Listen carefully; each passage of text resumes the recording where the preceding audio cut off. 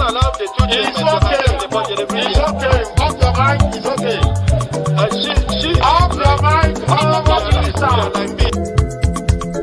Chai! Now wow, people wey suppose talk truth to power don't off mic.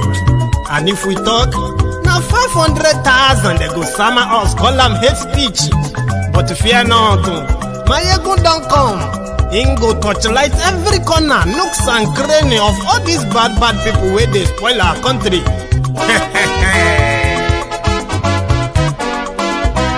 So my people make we laugh, oh yo yo. My ego don't come, oh yo yo. My people make we shout, oh yo yo. My ego don't come, oh yo yo. My ego don't come, man of the masses, oh yo yo. My ego don't come, oh yo yo. My ego the politico, oh yo yo. My ego don't come, oh yo yo. This one not the off in mind, oh yo yo. My ego don't come, oh yo yo. Can in the touchlight every corner, oh yo yo. My ego don't come, oh yo yo. Okay, some people be they holla say they want the power. Chai, them be promise us say we go get light and power. Nah. Them hustle sote they can't get the power. But now they know they do anything with the power. Every day, dollar just they get the higher power over naira. See them talk say make we off mind, but thank God say my ego don't come. So my people make you ladder, oh yo yo.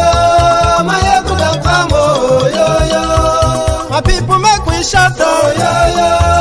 My ego don't come, oh yo yo. My ego don't come, man of the masses, oh yo yo.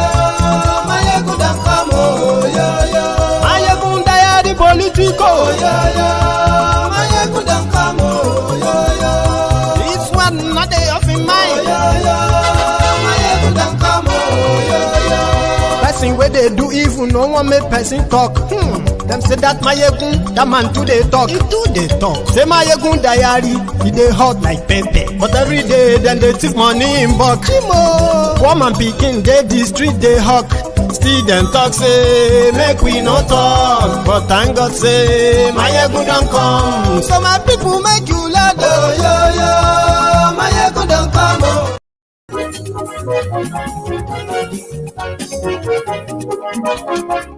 Hello there.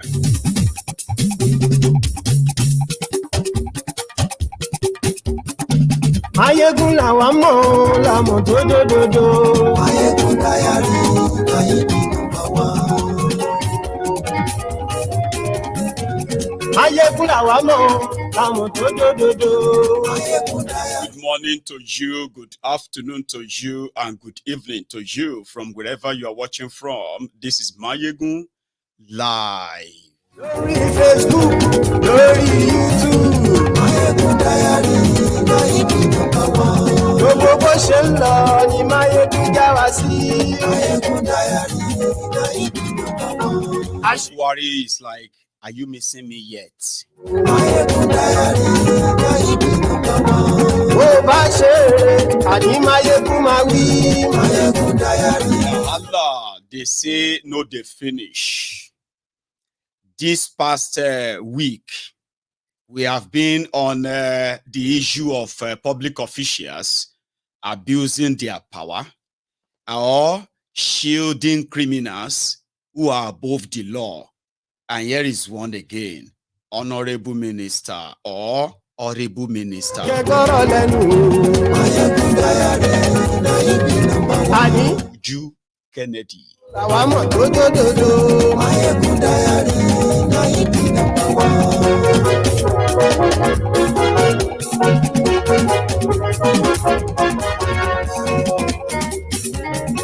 Àní ẹ̀sùn ràkì. Mayegun ti dé. Share the broadcast. Mayegun ti dé. Ọ̀jẹ̀lú ẹ̀sùn ràkì. Mayegun ti dé. They are out to get us, to cage us, and to continue to oppress us. As long as we keep quiet, there will be peace. This is their own modus operandi, their mode of operation. Mayegun ti dé.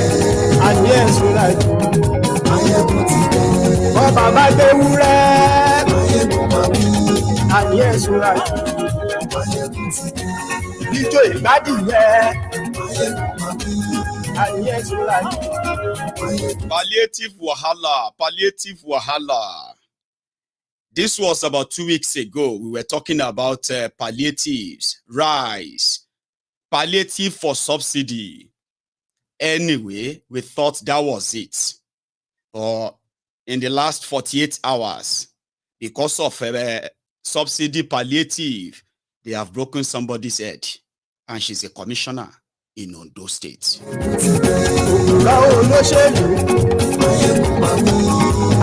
In Katsina, the people themselves, they caught the police who stole their own palliatives. So the citizens arrested the police because they stole palliatives tonight.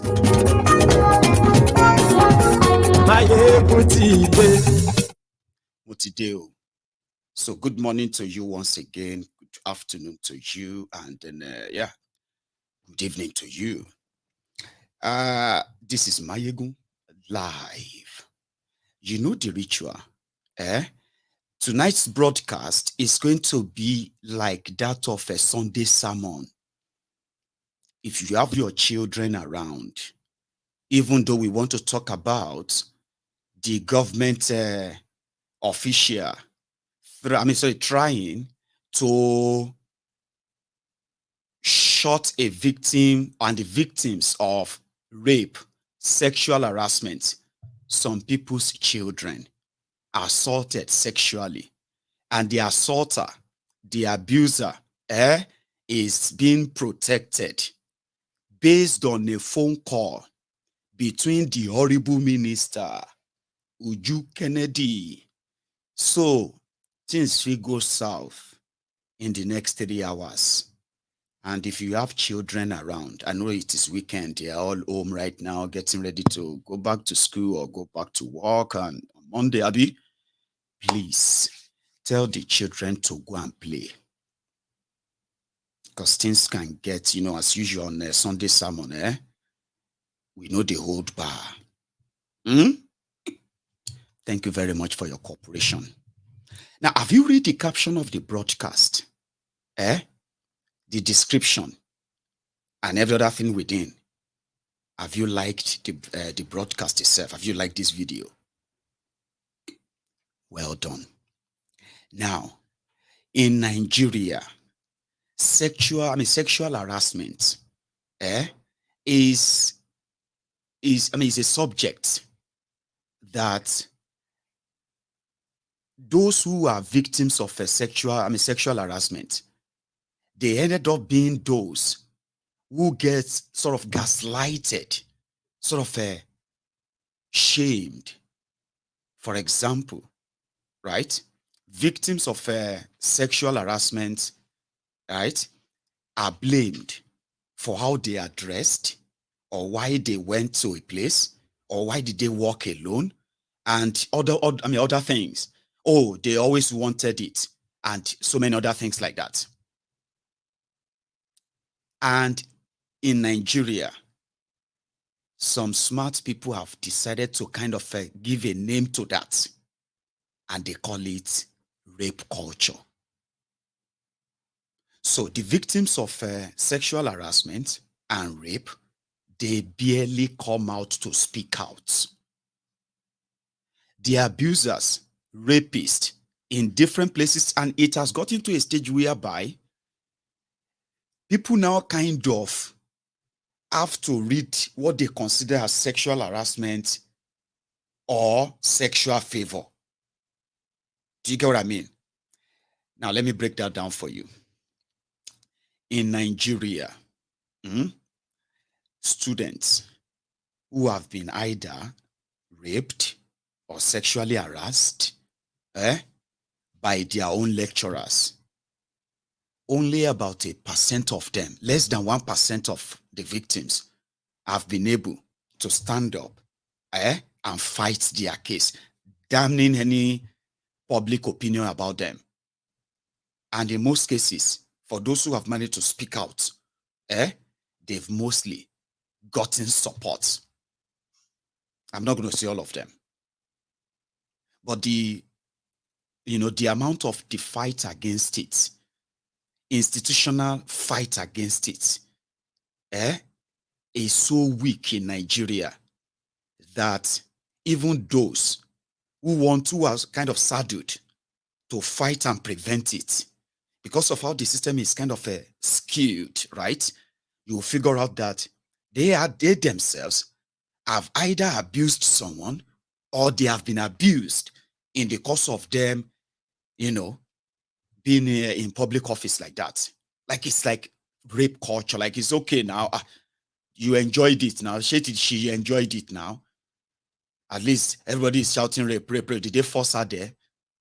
You know what I mean? Like things like that. But I'm kind of happy that most of this generation now are so aware that the the campaign against sexual harassment, rape, are actually getting the proper attention, but not from the institutions that are supposed to actually enforce that and ensure that women and men are protected.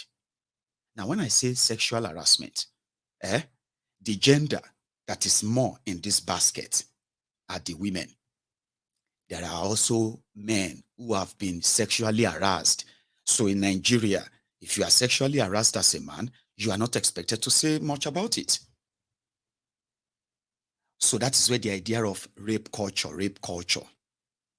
in schools, at work, where you are trying to kind of get a job, they consider it as doing you a favor. What do you have to give in return?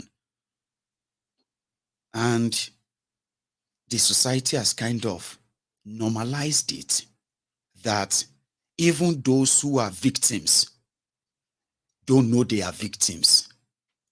Do you understand that? Like, you can't fight something if you don't see where it hurts you.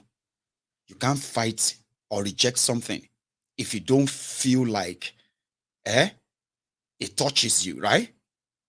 And if you have no way of getting connected to it, your way of fighting it is never going to be the same like somebody who is actually a victim. Unwilling victims. You know, the unwilling victims are those who come out and say, no, I never wanted that. But the real victims who are easily ready, say, the lecturer is asking us that, he's been disturbing me. Do you understand what I mean? Sexual harassment is like, oh, he's been disturbing me. I don't even know, maybe I should just give it to him and then he won't have to fail me. So it's not new as well that, it's such a pandemic that BBC, African Eye, did a documentary on that, exposed some of these lecturers who actually confessed that is a normal thing now. Look at them, those students, are they not actually like shagging themselves like, with their own mates? So what is the big deal? In that BBC documentary, lecturers in Nigeria, they were saying it, they didn't know they were being recorded. They said, look at all these small girls. Their success on this campus is in our hands. So what is wrong if they give to us what they give to their boyfriend for free? Give them to us and we give them something back and promote them on camera. And in fairness, we have record of where after public uproar, anger and rage, some of these perpetrators have been sort of punished, but in the Nigerian way, not go to jail. You know, when you sexually harass someone and they kind of prove it, or you actually have sex with them when they didn't consent because you are their lecturer and you could make them sort of lose their grades and all of that. You will go to jail, you will lose your job and all of that. In Nigeria, if the public uproar is too much, they may just be like, okay, it's been suspended without pay. So they want to launch investigation. So all of that is just to see if the public opinion, the public will kind of simmer and everything will just go back to normal. And it will just, until people say, we have started seeing him again. Oh, the man they told us they suspended is back again. Oh, then the uproar will start again. That is Nigeria way. But for the first time, in a while, a minister of Federal Republic of Nigeria was caught on camera, on phone, calling the victims of sexual harassment from the University of Calabar. A lot of you saw those protests from those students from University of Calabar, protesting the sexual harassment, and many of them were like, I'm here to read my book, not to suck your dick. We are here to get, to get education for our future. It's not to come here and become, what do you call it? Your cesspool, something like, a lot of us have been aborting. We have been doing abortion for our lecturers because they had sex with us. It was horrible for some of you who followed that protest at the time.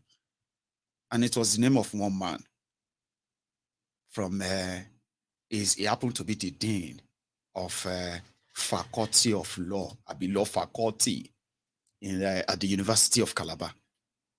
So where you would expect the system to kind of, right? When you want to get something right, that means you have to start doing something right. If you are doing something now and you are getting wrong results, it simply means that whatever you are doing now, you have to stop doing that and start doing it differently. Then you can start monitoring if you are getting a good or still bad result. Kind of. I don't know why Uju Kennedy felt like their phone call was appropriate, trying to defend a man called Cyril Ndifon or Ndifon. Now, Cyril Ndifon is that dean that got suspended after the endless protest by the students, right? But what is the relationship of the Minister of Federal Republic of Nigeria? Not just that, Minister of Women Affairs, like a mother. She's a woman, she's a mother, she is a sister, and she should know better, okay? And in the position and the kind of position Tinubu gave her, is position to care for the welfare of women. But you see all these ones in Nigeria, they don't understand what welfare of women and children simply mean. To them, it is by giving Ankara to women, widows, going to Christmas party with children, taking pictures with them, giving them gifts, giving food, right, to women and taking pictures with them. That is what the description of their own office says. Oh, giving the women loan. Let's give them 20,000 naira loan to start small business. That is the policy they consider as a women affair. Do you understand? Women affair. Oh, the women who are traders, if they have problem, they will go to the Minister of Women Affairs. But what is the real affairs of women other than protection of women's rights, strengthening them and punishing those who make women vulnerable, girl child vulnerable? Do you understand what that means?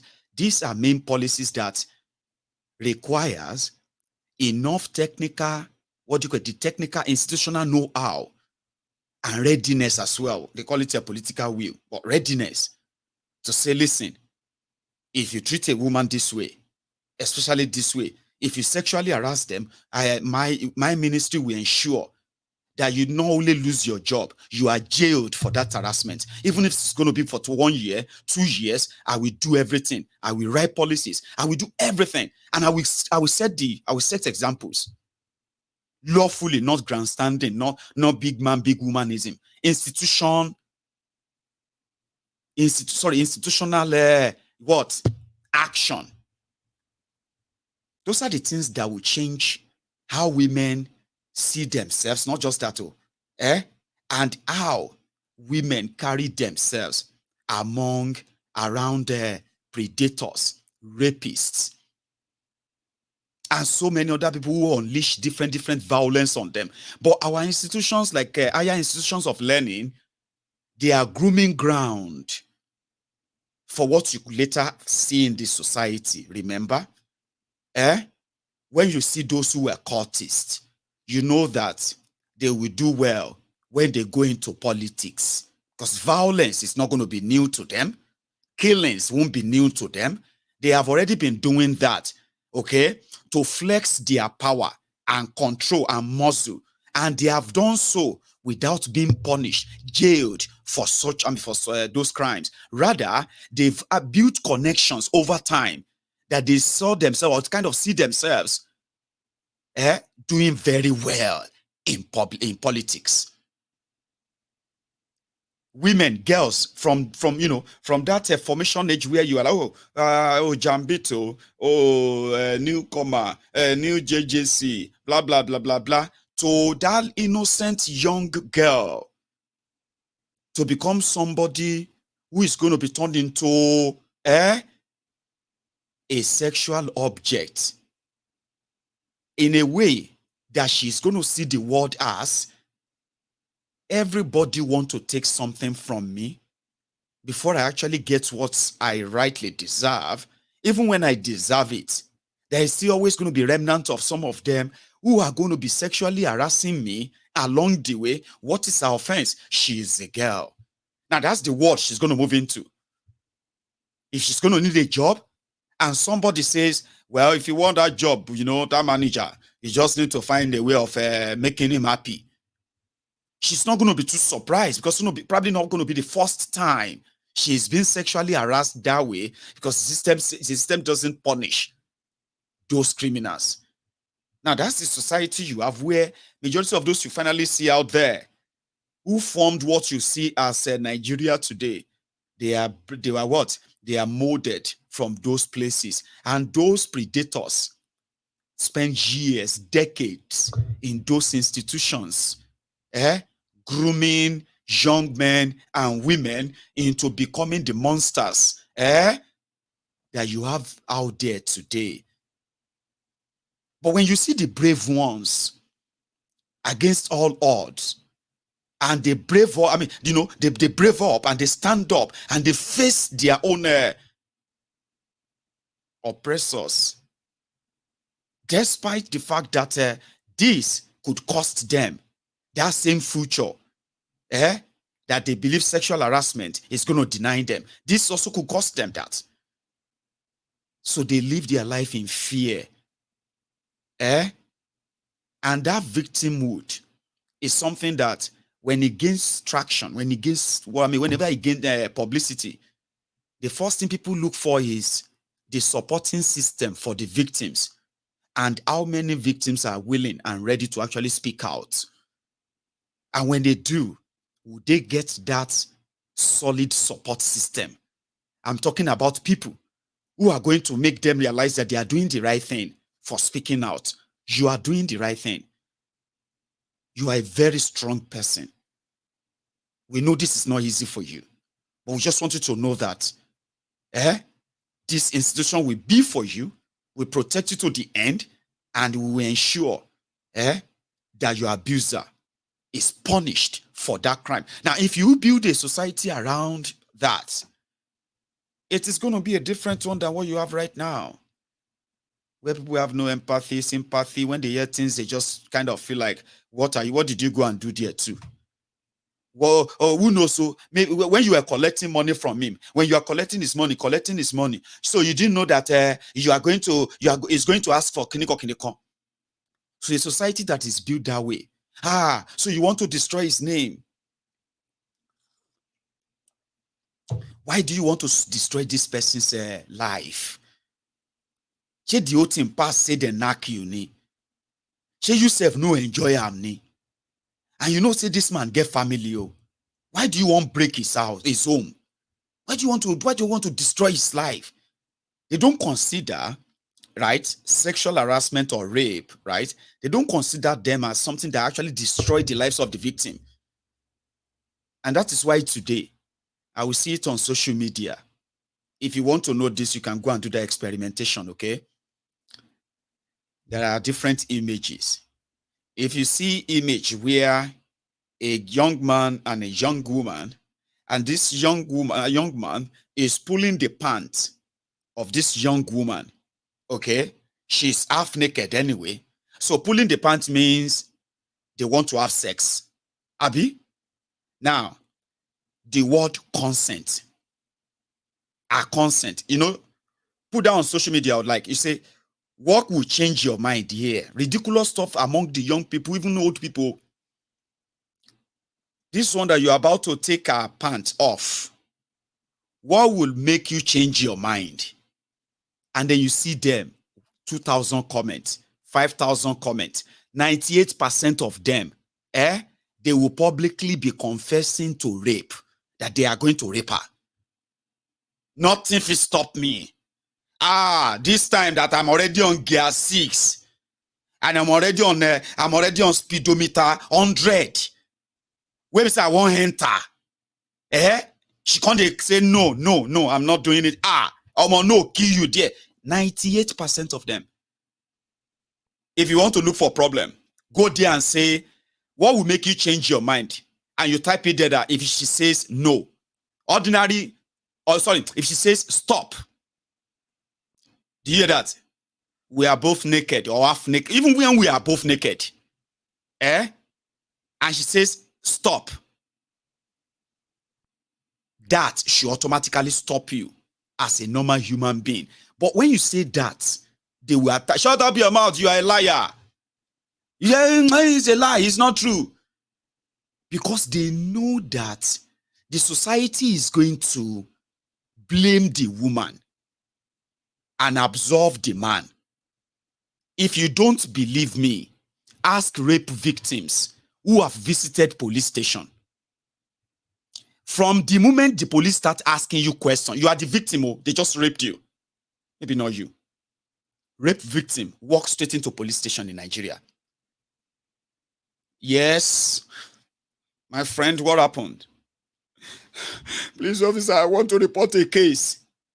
What happened to you? Where are you coming from? Why do you dress like this? Where are you coming from? Officer, some guys have just raped me. Rape you? Where? How? So, my friend invited all of us to his house birthday party, and we are all dancing and we are all doing everything and all that. And I don't want to have any sex with anybody. I just wanted to have fun. And then this guy came to me, and then and I said no. Oh, sorry. And then he came to me and I was feeling him. Then we decided, okay, maybe I was going to have sex. And then, I took off my stuff and everything. Then I told him, I said, stop, I'm not doing it again. And then, no, he forced himself. Another officer, you're talking to this one, another officer from that place may start laughing. You don't say they rape you? Officer, police officer. The one that you are explaining to, that one will now be like, So, force you to the place. No, sir, no. Force you to come out your bra. No, I removed the bra myself. Wait. Force you, force your clothes. No. Okay, now you come out clothes. I mean, now you dress up from your house. You dressed up. You are going to a man's house for party. No, he invited us. No matter, he invite you or he no invite you. You dress from your papa house. You dress like this. You enter taxi. You go a man's house. You drink. Yes, sir. We are there. So, were you drunk? No, sir. I was a little bit tipsy, but I'm not drunk. You are not drunk. Did he now drag you from the living room to the bedroom? No. Did you say you were feeling him before? Yes, I was kind of like, I kind of was feeling him, but I just, then we went to his bedroom. Oh, you go to his bedroom by yourself? Yes, sir. So when you got to his bedroom, he started tearing your clothes. No.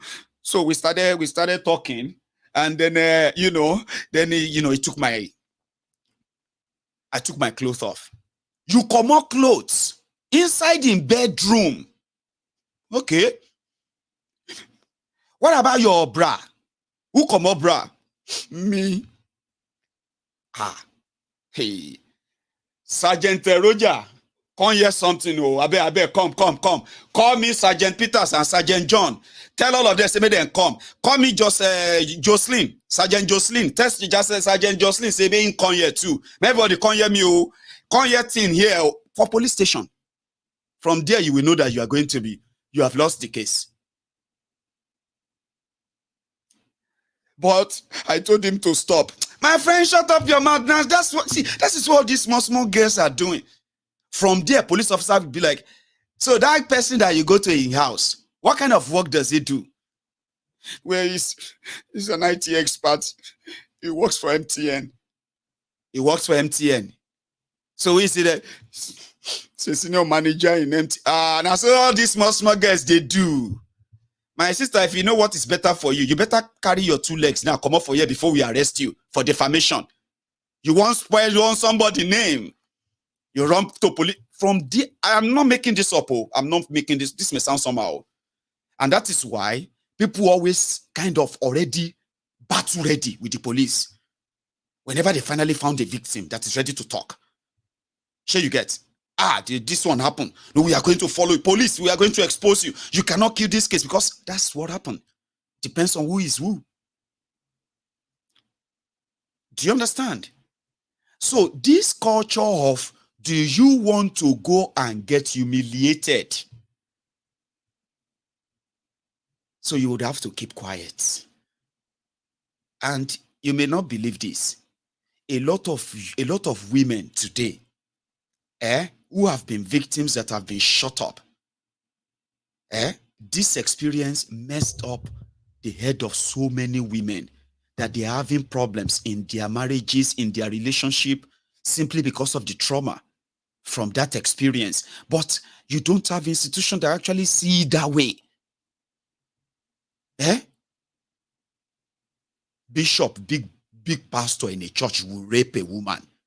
Member of the church, they will attack the woman. You are a Jezebel. You are an evil spirit. God, I bind you. God will destroy you, Jessica. God will destroy you. You want to destroy our man of God. So, because the environment. And then when you realize that, make a go report to police. You can't go to police station. You enter DPO office to go and report. That church, that pastor, that imam, or that big man like that. You enter the place. And you see the poster of the person who raped you. The poster of the person that raped you or assaulted you. You see it in the office of the commissioner of police. And written on it,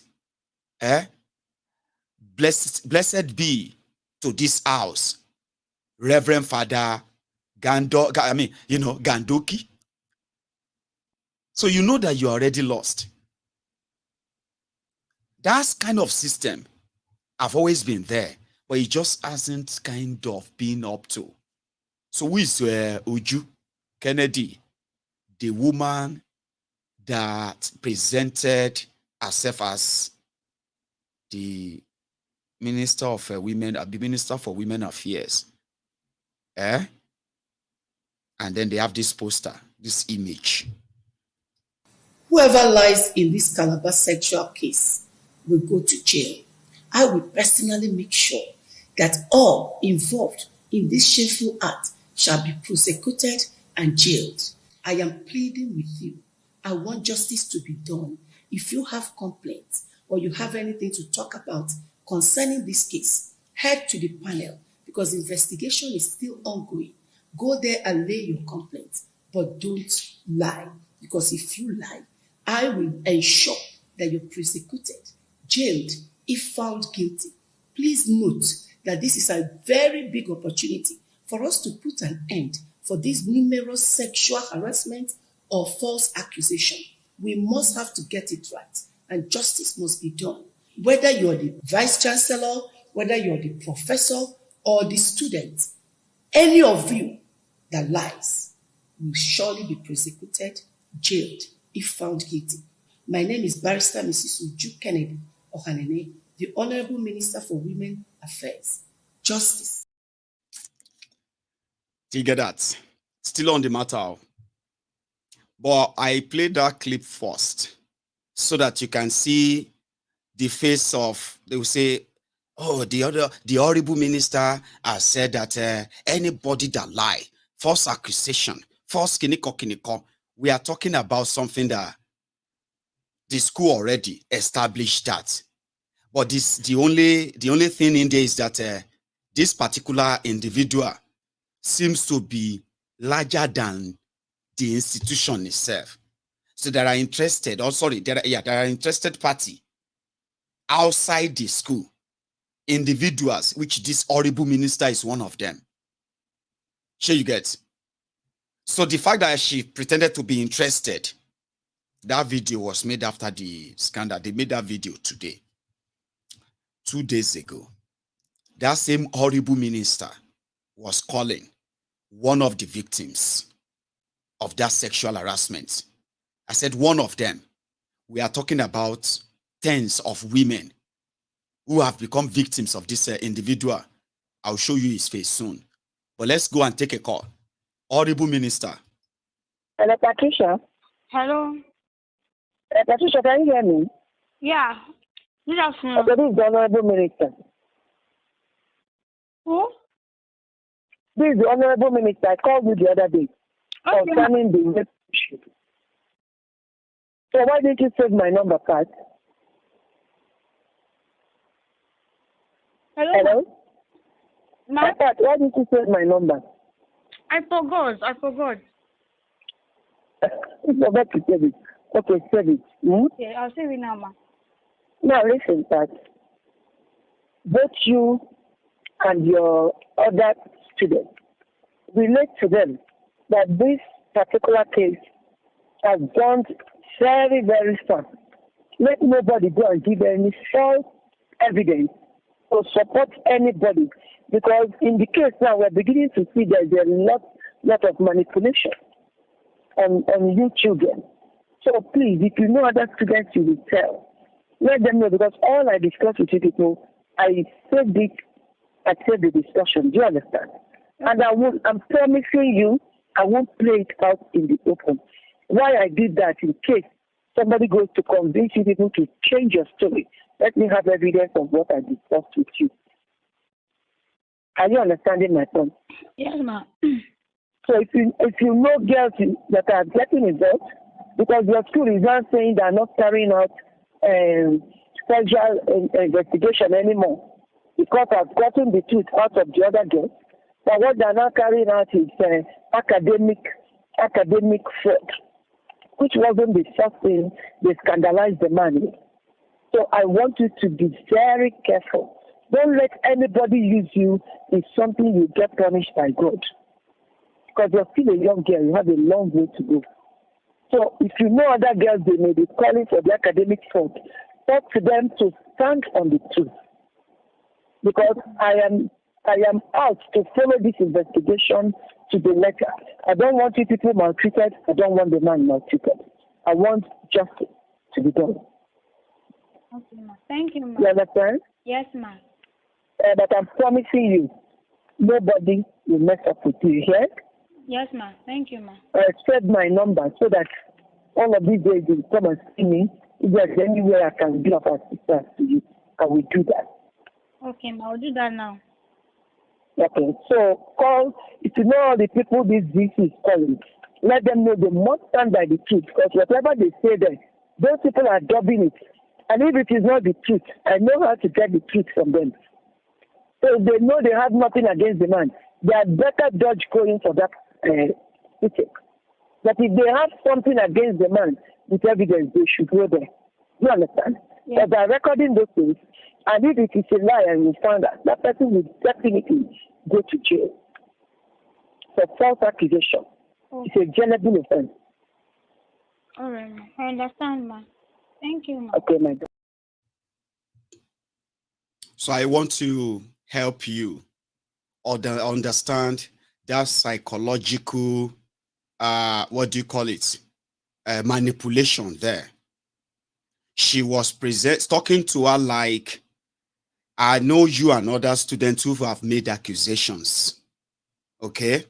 And I heard that your school is not doing investigation along that line anymore. They want to do academic something investigation. So you have to stand by your evidence or your whatever be. But she kept on saying, you must make sure that you are not trying to spoil the man's image.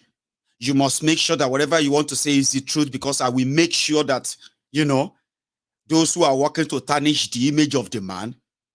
But if what you want to say is true, okay, so we are going, you have to kind of, I don't know how to put that anymore, because it's cringy, right?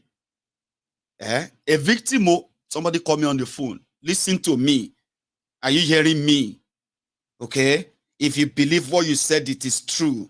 All right. Just make sure that it's not false accusation and blah, blah, blah, blah, blah. So it's more or less like some people are trying to use them to destroy that man. I'll show you that face of that man. And this man. Show you there. They call him Professor Cyril. Ndifon. Ndifon. That's the man. Right? Now, here is another part of that conversation. You never stop there or watch. Fine, good afternoon. At least you saved my number. So Exam. So now, after I finished writing my exam, like when I was about going, I felt like me and my friend, it was okay for us to say thank you. Innocently went to his office to say thank you. We met some ladies there, some also female law students there. So we told him thank you. When we were about stepping out, he was like, we should wait. So we waited, and that was it. So after we finished, he just spoke to us normally and told us to come back. He kept on insisting if we wrote the examination well. I told him I wrote really well. He was like, no, are you sure? Are you sure that we should come back and check up on him? Like, come back and come to the office and check him. So the next day, I and my friend went.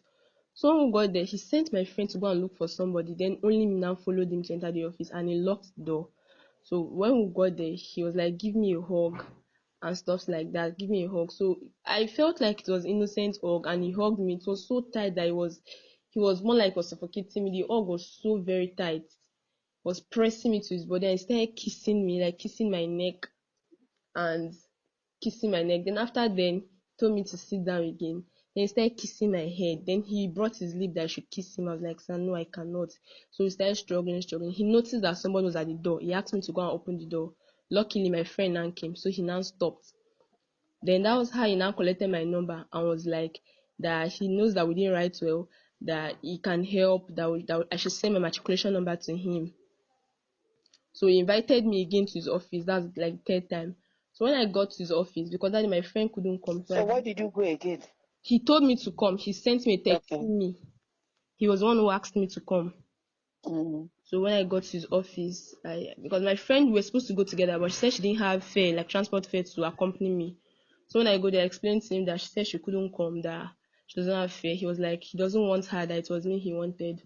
So when I got there, he started by saying, am I close to lecturers? I said, sir, no, I'm not. Then he was like, why? Am I scared if they will refuse me? I was like, no, sir, I don't just want to be close to them. I was like, okay. He asked for my CGPA. I told him that I'm on a second class lower. So he was like, why? Now why will I be on a second class lower?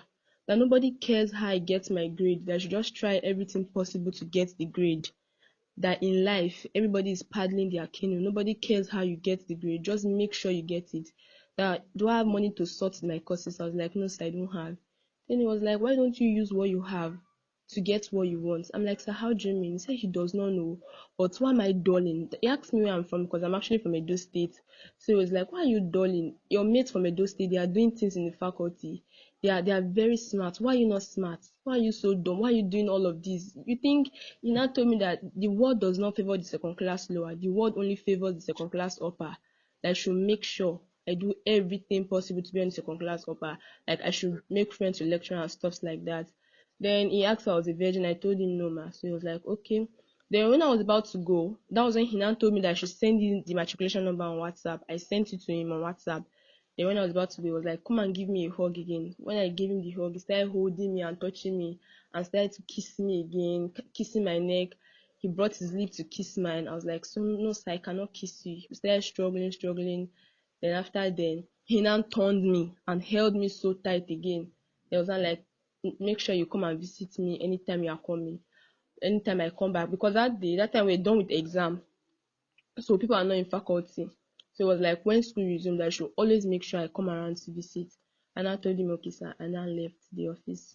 So ever since then, I was really very traumatized because I felt really bad that this one, my dean is already making sexual advances. If I say no, what will happen to me? What will happen to my admission and stuff like that? So I was really, that point in my life was like the most trying period of my life because he's a senior lecturer in the faculty. Okay. So that means there was no sex. No, ma, there was no sex. There was no sex. Yes, ma. And there was no rape. No, there was no rape. Okay. And the first day you said he called you and your friend left, started holding you, he asked you to go again. Why didn't you get something to record on this thing? Is there any kind of text message he sent to you that can nail him from his phone? Any kind of evidence? The only evidence I have is the one he said, see me, and send a matriculation number that was going to help me. And you sent your, so the only evidence you have is that he texted you, see me. Yes, he texted me. But any lecturer can ask you to see him. You said you had a problem that when you went to take exam, because of health challenges, you went late. And when you got there, the examination papers were finished. Yes, ma'am. That was what he said. Yes. And that he was the one that ran around to make sure he gets your admission paper to write. Yes, ma'am. Your exam papers to write. And he later called you to make sure you wrote the exam. He instructed. No. Okay. He said what? No, he told the people in the examination that we should make sure that we write our exam. Then it was after the examination had been concluded, he collected my number and he started asking me to see him. Okay, how many times did he send you to see him? Okay, the first time it was the one from the test. Okay, just once. Only once. Yes, sir. And that was during that exam time. After the exam time, then we were after the exam. on holiday. Okay, and you said when you saw him, he asked you that you wanted to be sure you took the exam. Yes. That was what you said, right? Yes. Now, Soteria, right? Yes, ma'am, Soteria. I'm investigating this case because I don't want anybody using either you or that's any party, both the man or the VC, to use you people in the middle of this. This man has gone to court because he's proving that he's innocent. He did not harass you people sexually. He did not have sex with you people. He did not rape you people. So, but a black card was carried for him, which is you're a law student, right? Yes, ma'am. Which it will be a punishable crime if no evidence is there. Is ready to prove to prove it. And so I want to. So I want to. That's why I'm coming in as a mother to sort this issue out. So fortunately, you've just proven you were not raped, you were not. He didn't have sex with you, both orally, and that the only evidence you have is that he sent you a text and said, "Come." But before you said about that, you said to me again that he struggled to make sure you get your exam paper to write because the school said the exam papers were finished. Yes, ma'am. And he asked you when he saw you, did you write well? I hope you later wrote the exam. You said that, right? Yes, ma'am. Okay. Now that the minister has come into this, deal with me alone, so let nobody use you. Both the man and the woman, let nobody use you. Because you're a growing child and you have a future to protect. Are you understanding my point? Yes, ma'am. I don't want this situation you will do something that you won't be able to live with in future. Okay. I don't want that. because you're like a daughter to me. Do you get me? Yes, ma'am. Hmm? Yes, ma'am. Okay, so I will still call you again, but my discussion with you, I recorded it as part of evidence in this case. Okay? Yes, ma'am. But I will not use it against you because you're my daughter. I have to. What I'm out is to protect you, protect your innocence, and help you as much as I can. I can never do anything that will jeopardize you, your future, or your happiness. Thank you, ma'am. You trust me. Hello? Yes, ma'am. I'm with you. Do you trust me? Yes, ma'am. I trust you. Okay, darling, love you. Yeah? Oh, ma, you say your name is what? Sorry, I didn't get. Kennedy, go to it. Search. No. No. Thank you. My name is Uju Kennedy. I'm the Minister for Women Affairs. Okay, ma'am. If you save my number, Okay. you, if you save my number, you go to WhatsApp and see my picture. Okay, ma'am. Then you search me on internet to read about me. Then Okay. you send me text because I want to work with you to put a stop to some of the things that are going on. Some of them are because some people have interest for others to go, for them to have a better chance. And they will now want to use people to get that done. I don't want you to be one of the people they use. Did you all hear that? For this man on your screen, that will appear as a responsible person, okay? Probably have his own children. Don't ruin his life. Don't ruin his life. Are people trying to use you? Did you listen to all the line of questioning? Does that not tell you, or is that different from the usual thing I told you about the policeman earlier? That the line of questioning is going to tell you that you are already guilty. So she was asking, did you see that as if to say, oh, thank God, at least he didn't rape you? When she finished narrating the assault, the sexual harassment from that man to a girl that is probably old enough to be alive and to be his last born, pedophiles, predators, they don't care about that thing like you see. And age doesn't change a predator. The older they get, the worse they become. You know, when you are still younger and you are a predator, you may think, oh, you are in your prime. That's why you are always, picking them. Then when you start getting older and your children are also getting older, it becomes an embarrassment that the family must not know. But you do it anyway because you are a gentleman, an elderly in church. That means an elder in church, an elder in the community, an elder here and there. You have a reputation. One small girl that is just starting her life is trying to destroy your life. Do you know who I am? Do you know how many people like you have tried? That is what predators are. The older they become, the worse they become. And whenever they get caught, they will throw everything they have into it. But where you have institutions, it doesn't matter who he is. Don't do it. Once you do it and you are caught, all your career, everything gone. If your marriage break up, that's your problem. And that's why you have to think very carefully. Okay? Before you risk it all on anything at all. Maybe you think I'm talking to you because I live abroad, Abi. That's what we are talking about, this society. He knows. Okay, he went to court. Abi, to do what?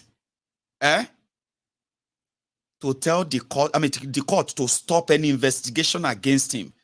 He is not suing anybody for wrong allegation or accusation.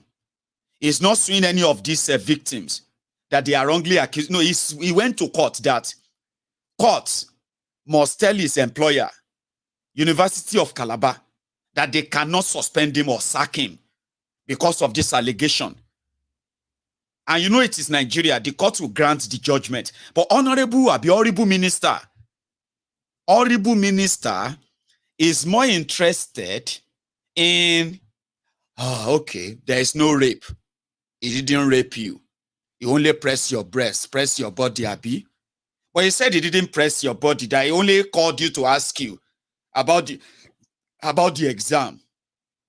Why would you want to know about how somebody did their examination in your office when you haven't even seen their script? Is it not after you have done your exam and they've seen your script and they'll be like, oh, you didn't do well, oh, I need to have a word with you? Abi, why do you care whether I did well in my examination, I didn't do well, that you have to come into your office, see me? But it is Nigeria. So minister is agreeing with the man that, yeah, a lecturer can tell you to see him anytime. He is already agreed with the minister, with the lecturer. So as long as it didn't rape, it didn't penetrate. Abi? So when he turned you around and he held your breast and he held you like that, Shebi, he didn't take off your part, it didn't actually like penetrate. Minister of the Federal Republic of Nigeria, a mother. Then she started saying things like, my name is Honorable Minister Uju Kennedy. I am the Minister for Women Affairs. In reintroducing herself. And at the point, she was telling her that I love you. But she didn't hear that. Oh, sorry, ma, sorry. Did you hear that? Sorry, ma, sorry, I didn't hear that. Save my number. Go online and look for my picture. Just so she'll be like, I want to help you. But there are some people who wanted to destroy that man. Okay? And they are the ones who are using people. And I don't want them to use you. A victim of sexual harassment. Speaking to the Minister of the Federal Republic of Nigeria. And the minister is saying, there are some people after the abuser. She didn't mention people who are like, what that man did to them. Who are those people who wanted to use a student? So the minister already feel like the students are just either being used. So if I advise you as a mother, forget that thing. That young girl said, I am still living with the trauma. Every time I go out, I'm scared of if is he going to see me? Is he going to ask to see me again? And the minister is not interested in whatever that even mean. What kind of a psychological effect that could mean for a young girl who is kind of entering a new world, higher institution, and straight to the hand of predator. No protection, no nothing other than threat. Just make sure that, and then you will see other predators. Then there are some wrong accusations everywhere now. Of course, there are wrong, rape accusations, sexual harassment, and all of that. I know, and it's as worse as rape. You know that, when you rape somebody, and they decided that they should go and shoot you in the face, and then dump you somewhere for your crime. It is also the same way for wrong, false accusers. For somebody to accuse me now, Mayegun raped me. A lot of youth at first, if the person now come out and say, yes, I have evidence that he raped me, this, blah, blah, blah, blah. Half of you will first feel like, oh my God, so he's a rapist. Abi? Some business, if I have business associates, partners, they will have to do away with me and my name and my brand. They don't want to be associated with somebody accused. They haven't convicted me of rape. So now imagine, after losing everything, my family, everybody probably have like, no, you have brought shame onto us. How could you do that? And all of that. I've lost revenue. I've lost family and friends. I've lost contacts and businesses. I've lost almost everything. Then they found out that there is a wrong accusation. So it is the same treatment that should be meted on wrong accusers. I agree 100%. There are women who have problems. And if they can't have their way, they will accuse you of raping them. I have seen that. And in most cases, if it can be proven, before it is even proven at all, the life of the man is completely shattered. That is exactly what the life of rape victims, especially women, feels like. It is not a physical thing that you usually see. It is inside. And a lot of you will be wondering, brace up, Jari. I mean, yet Lord, that one has gone. It's gone. Let us break it. No, it's not gone. That is where you need institutional support to ensure that anybody who comes across that, get the real support, and the abusers see, even if you are going to do any investigation, that is not you interrogating the victim as if to say she's lying. And that's exactly what they have been doing to majority of the victims. Are you sure nobody is sending you? Are you sure they are not trying to make you to spoil the man's name? Remember, the man has his own wife and his family. And then around that time, the wife of the abuser too will come out and be like, most of them always know, mind you, wives of rapists, abusers like that, sexual harassers like that, their wives do know. But they just kind of learn how to live with it. Seriously, it is a sickness, okay, that a lot of them don't see it as. That's why I said, I want you to begin to get older. It becomes so much of an embarrassment, even to you, that you would never want to be caught. You know why? Because around that time, you have done so well for yourself. You probably have made names. You've built family. You've made families that are so proud of you. You have become a community leader that a lot of people are looking up to you. So it's going to be something that you know it. If you are caught harassing your own students, it will cost you your job, your pension, your family, your resources, and everything. And it can actually cost you your life. Yeah. So do you understand how risky that is? For somebody not to damn it, not to care, and still kind of want to do it. Most of their families knows, their wives knows. In the houses, you will know when somebody is that predator. Even in most cases, they do also abuse their own children. And guess who normally cover up?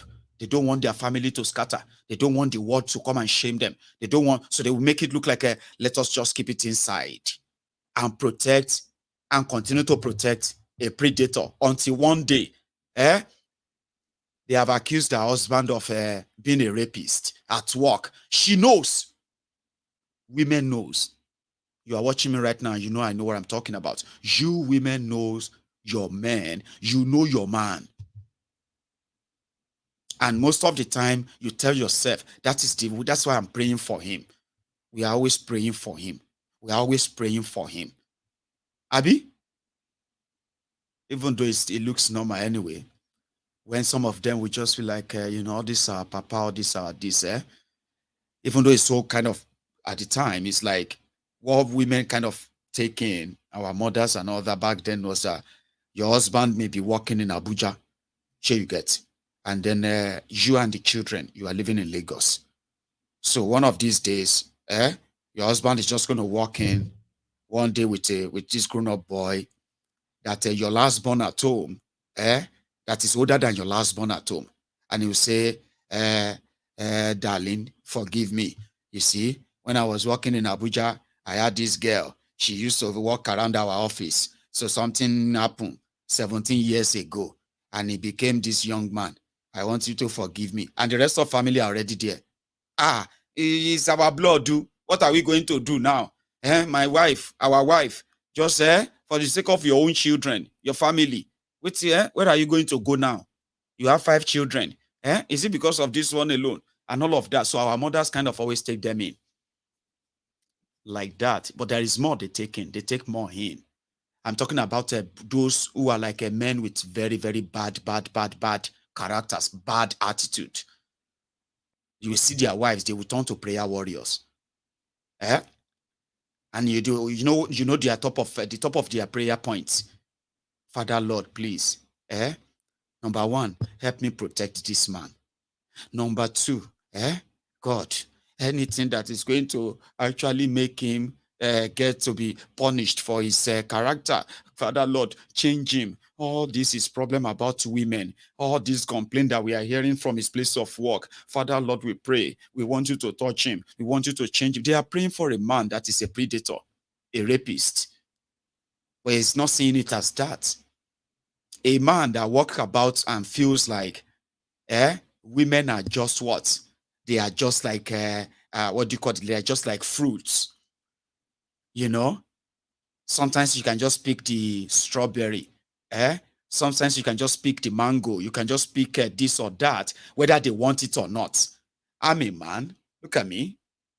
Look at this one. You know how women rush after me. In this place, your mates are begging me to sleep with me. Better women than you. They are kneeling down to beg me to sleep. Go and sleep with them. I am not looking to sleep with you. Could you respect yourself enough to respect that? What do you mean? That is the act, and it is a sickness. Do you understand? So we have men who feels like that. But when the society, like you have here, the society makes them feel like, well, men will be men. I'm a man. Okay. I am in that character of consent. I'm not kind of a ladies' man, so to say. So, and that is why I don't really care what I look like. Here you get. If I happen to be a ladies' man like that, I just believe that with consent, right? If I am like that, I will behave as if to say, well, if I like you and you like me, oh yeah, I don't bad you this or that, and be that kind of, people say it is kind of irresponsible, like to be like that, right?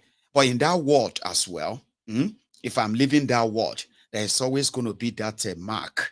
Stop. Should be stop. The moment I'm beginning to feel insulted, the moment I'm beginning to feel like, how dare you? Show men Zumbasoroni. Me, Mayegun. Do you even know who I am? Look at this one.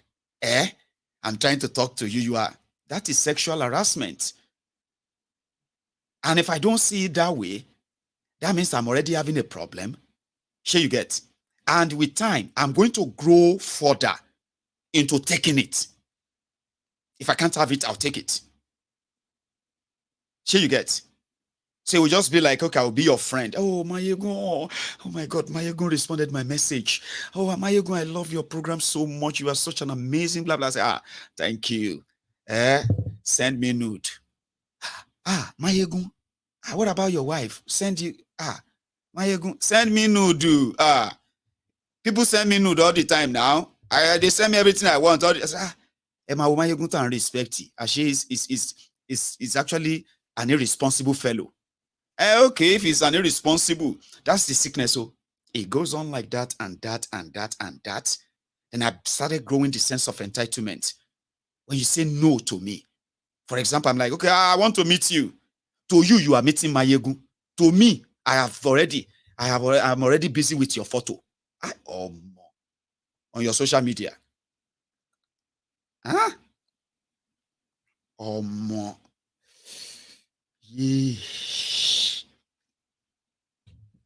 But to you, you want to go and meet Mayegun.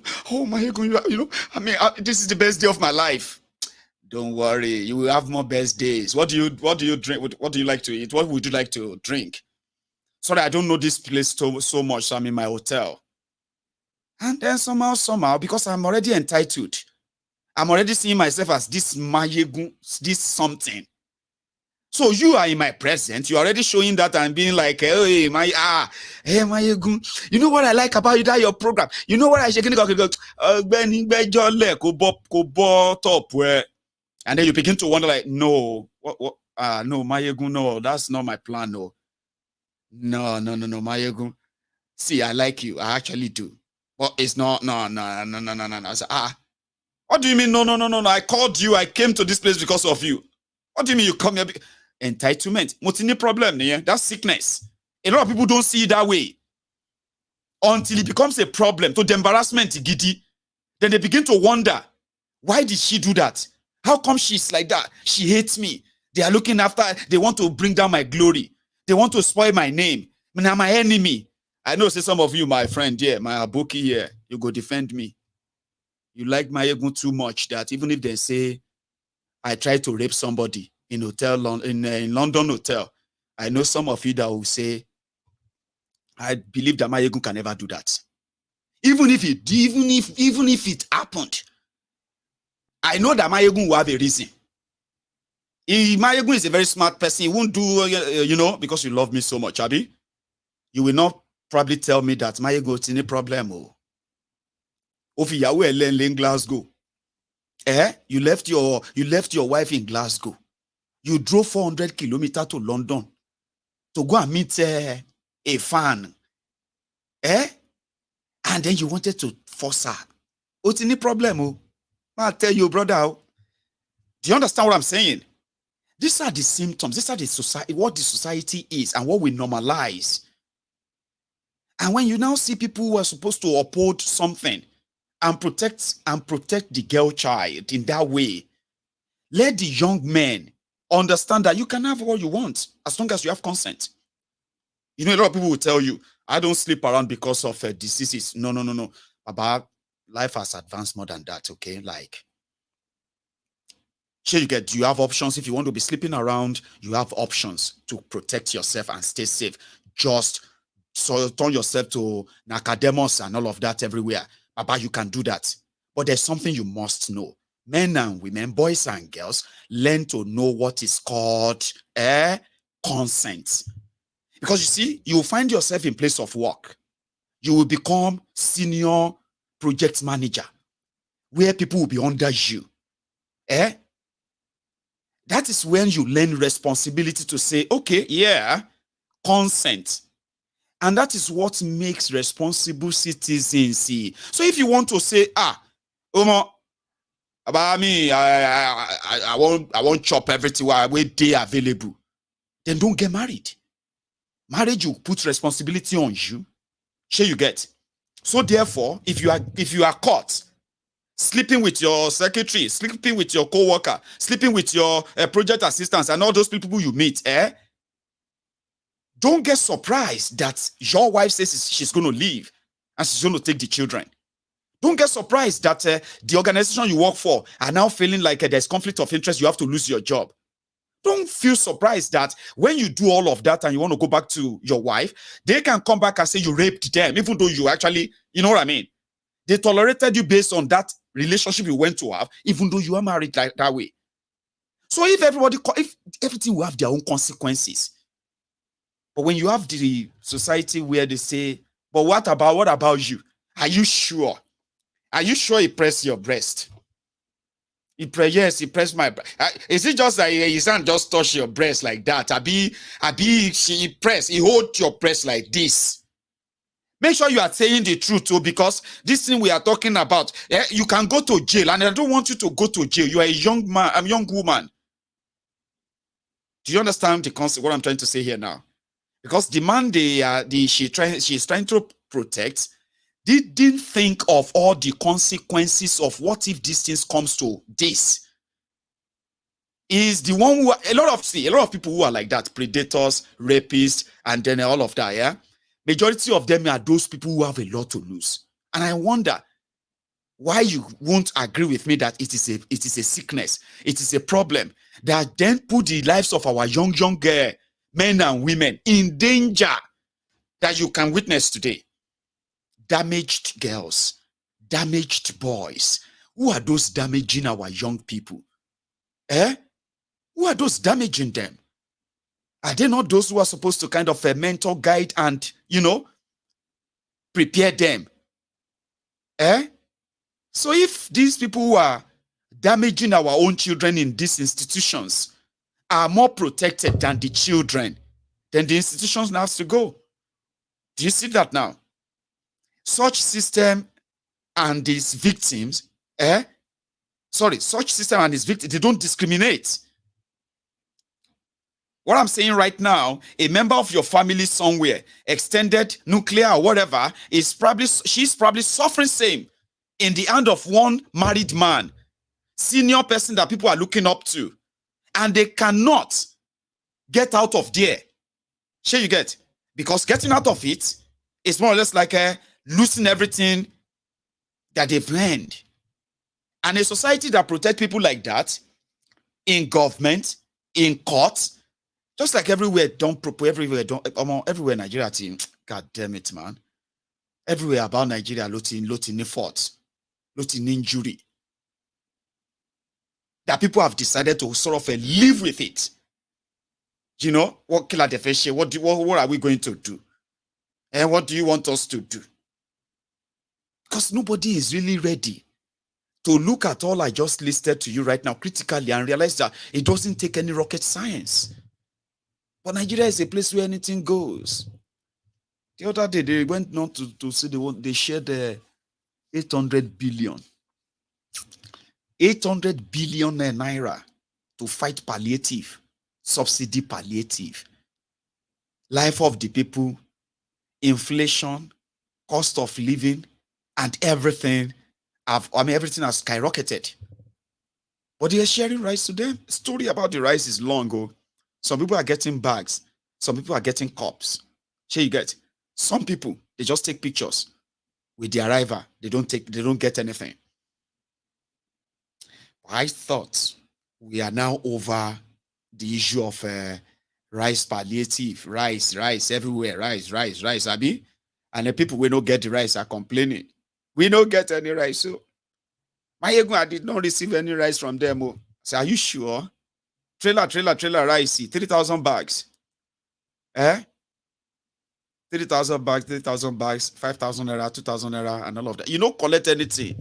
Baba, you better go to, give me a sec. So it's going to be like, you better go for a serious deliverance, kind of. But you don't have to because it's not even real. In Ondo State, when they brought the palliative, commissioner followed them to where they wanted to share it. I don't know what happened. Now the noise woke me. Yeah. What happened? What if they don't break commissioner head though?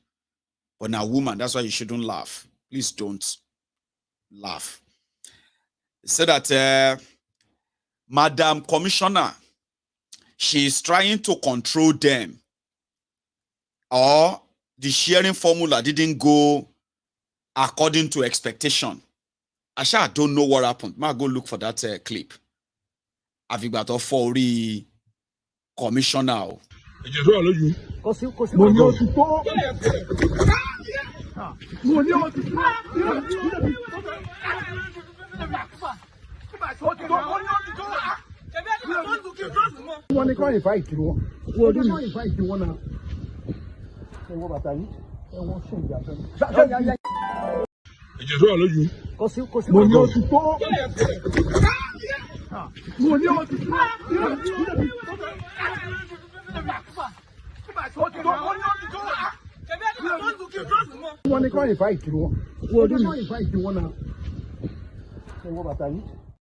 Kilo toye because of rice. I can't imagine how that woman will be feeling. Because did you see that bump? Imagine the force of what they broke on her head that gave that bump because of rice. Food though. In another place, now police they steal rice. Citizens come pursue them. This one is in Katsina State.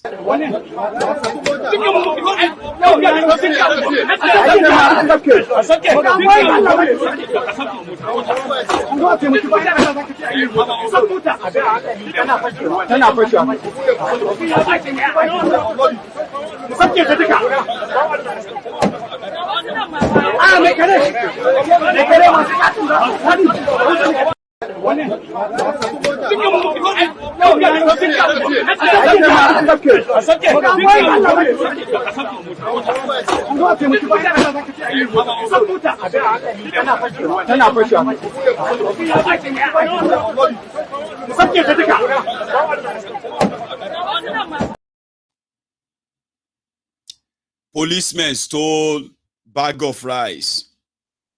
They caught them behind the what have you, and then you cannot take. How dare you? Who gave you the order to take this part of this rice? All of us are here to share this rice. Why would you take all of this and now you are leaving? What do you mean by you are leaving? Order from where? Let's remove the rice because no reach, no reach. Everywhere, wahala here and there. For those ones where they carry go Abuja, to go and show solidarity, be whatever you want to call it. Nigeria, Baba, take a look at this one. Fight everywhere, palliative. From Madara Ward. See, they run with the bag. Then they steal the bag. They don't steal them. They don't steal the bag. Palliative, then they run with the bag. Yeah. For grand. C'est our palliative. See palliative for grand. See palliative for grand. Auntie, you want? Take. Turn my own.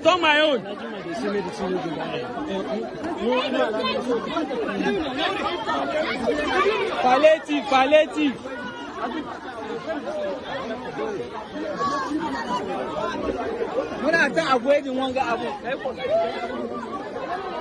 You see? They're still fighting it. See the back? See, they're still fighting.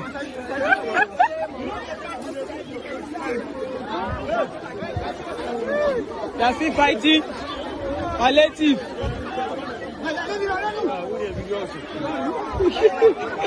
Yeah. Tinubu don't turn us to.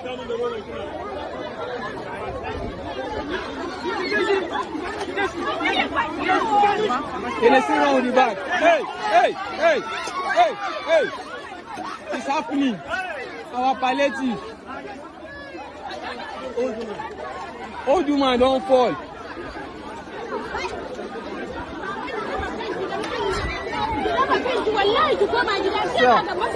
Now, old woman.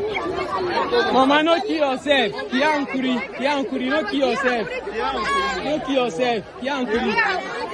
See children for grant. See everybody. Now they fight up and down. You see the wrong with the bag.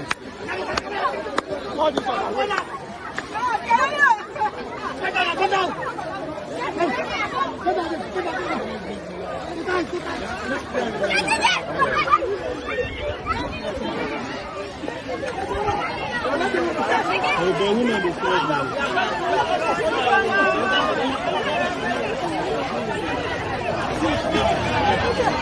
Man, see they for jail. Politician way in the probe don't enter for power. EFCC chairman, still there for jail. Politician way in the probe don't enter for power. EFCC chairman, still there for jail.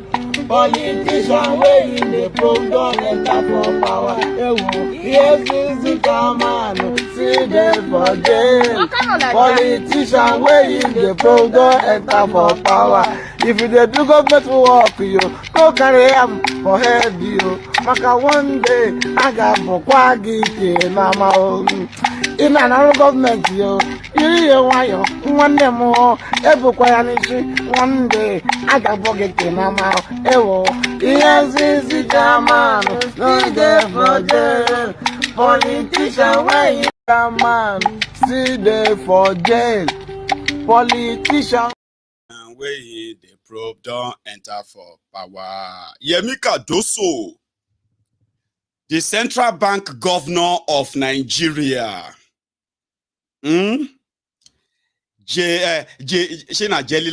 Laila Bio Ibrahim, the Minister of Youth, designates Mumumadu Buhari,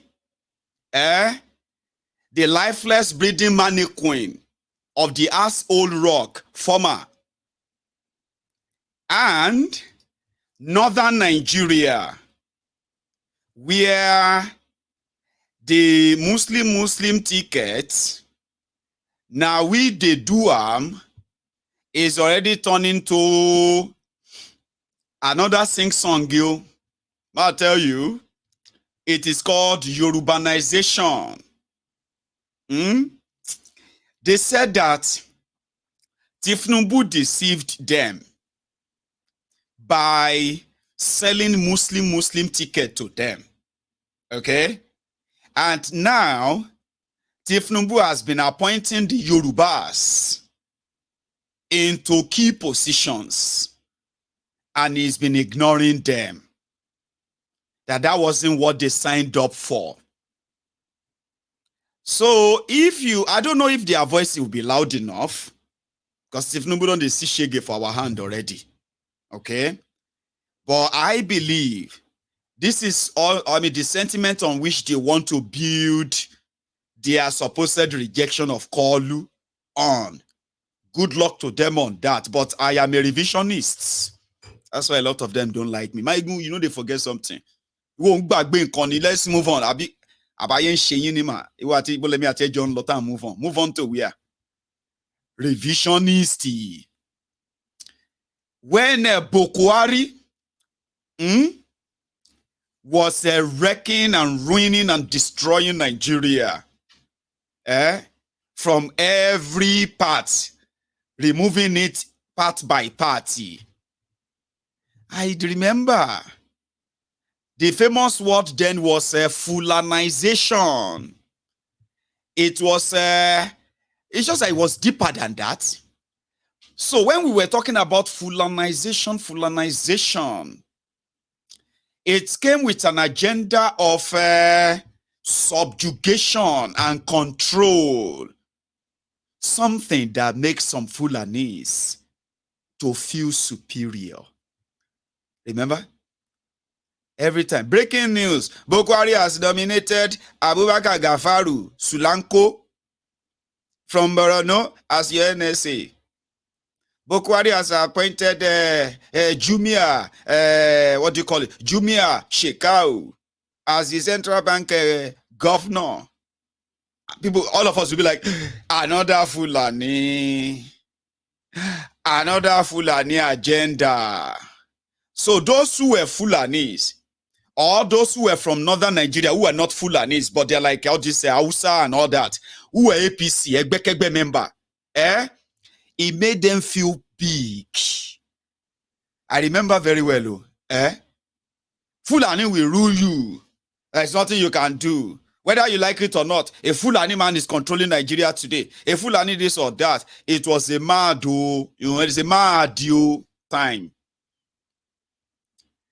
But when it comes to the consequences of the jihadists, Fulani, Boko Haram's inglorious regime,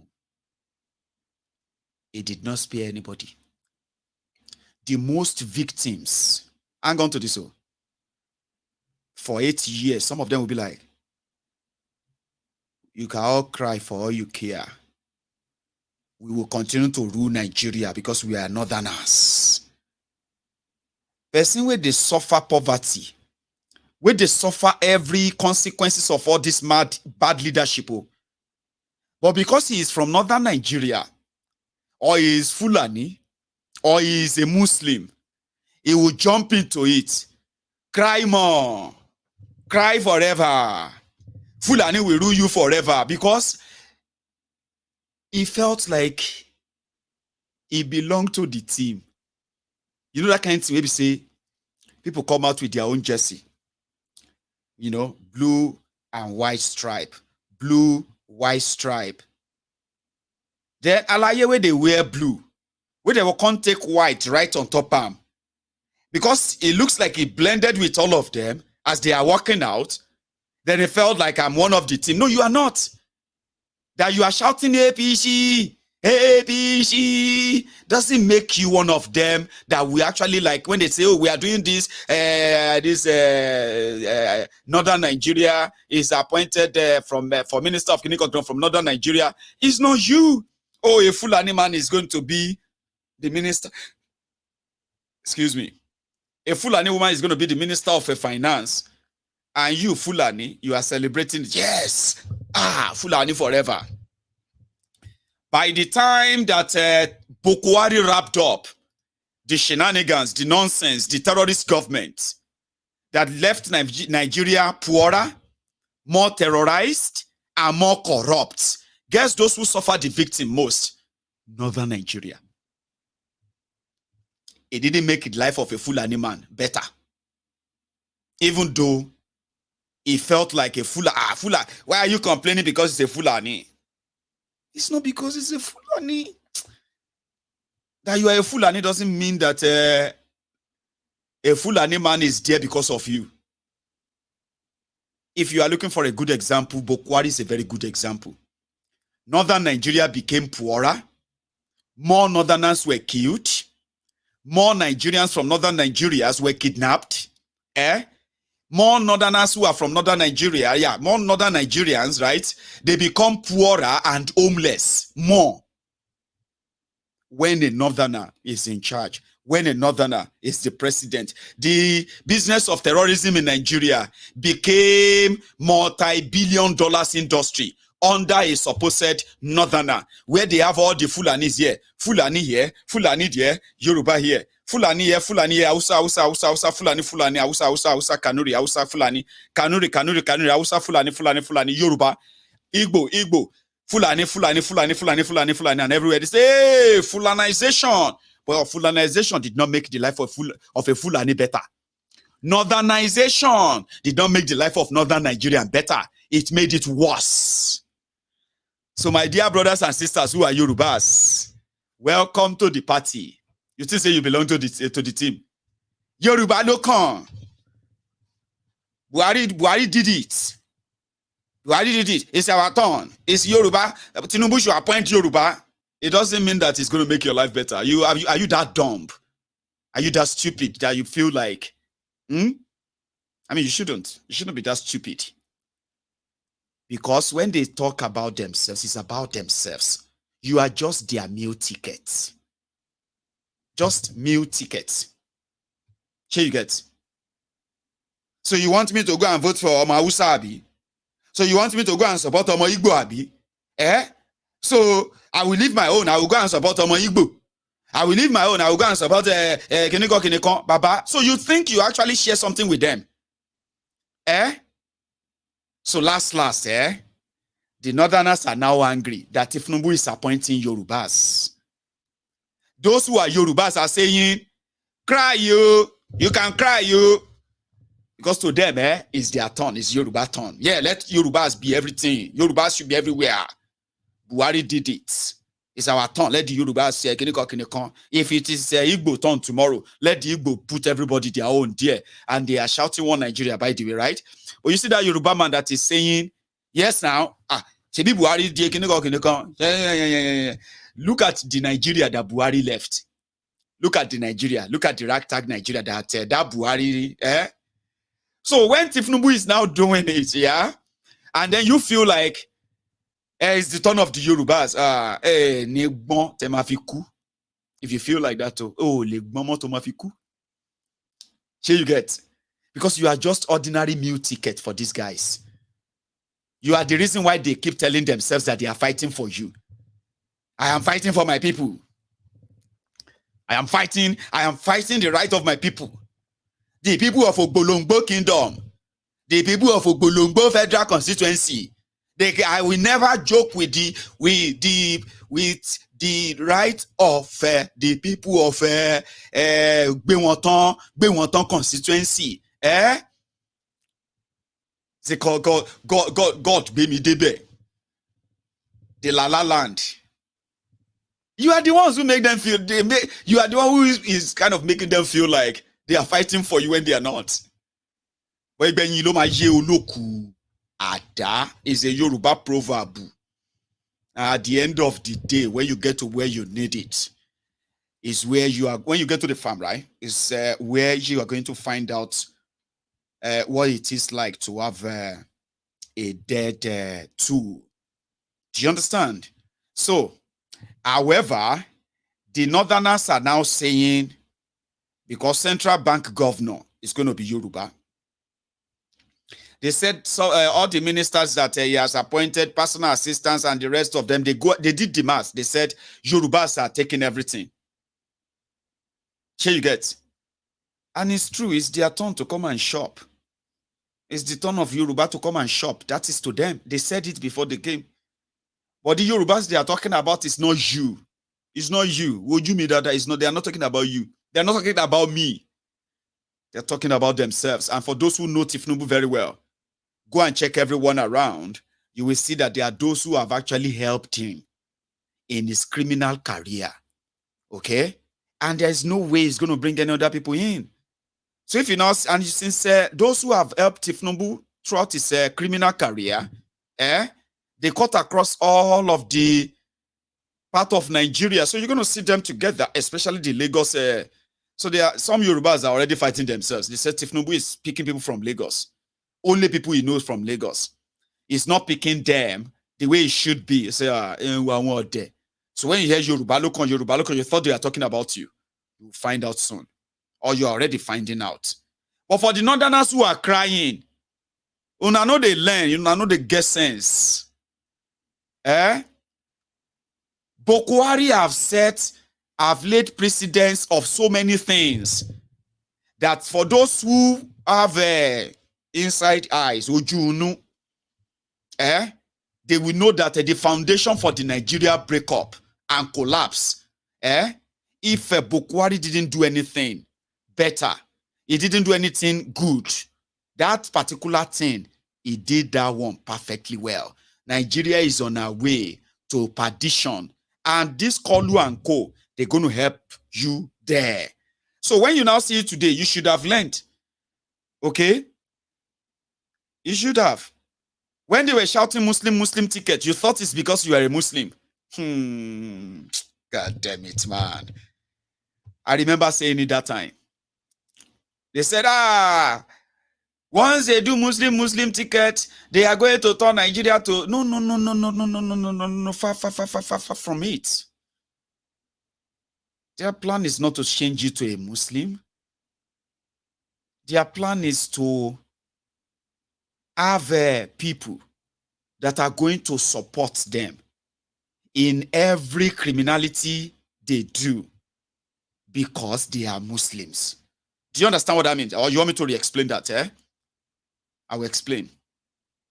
When you see a politician running for power or office,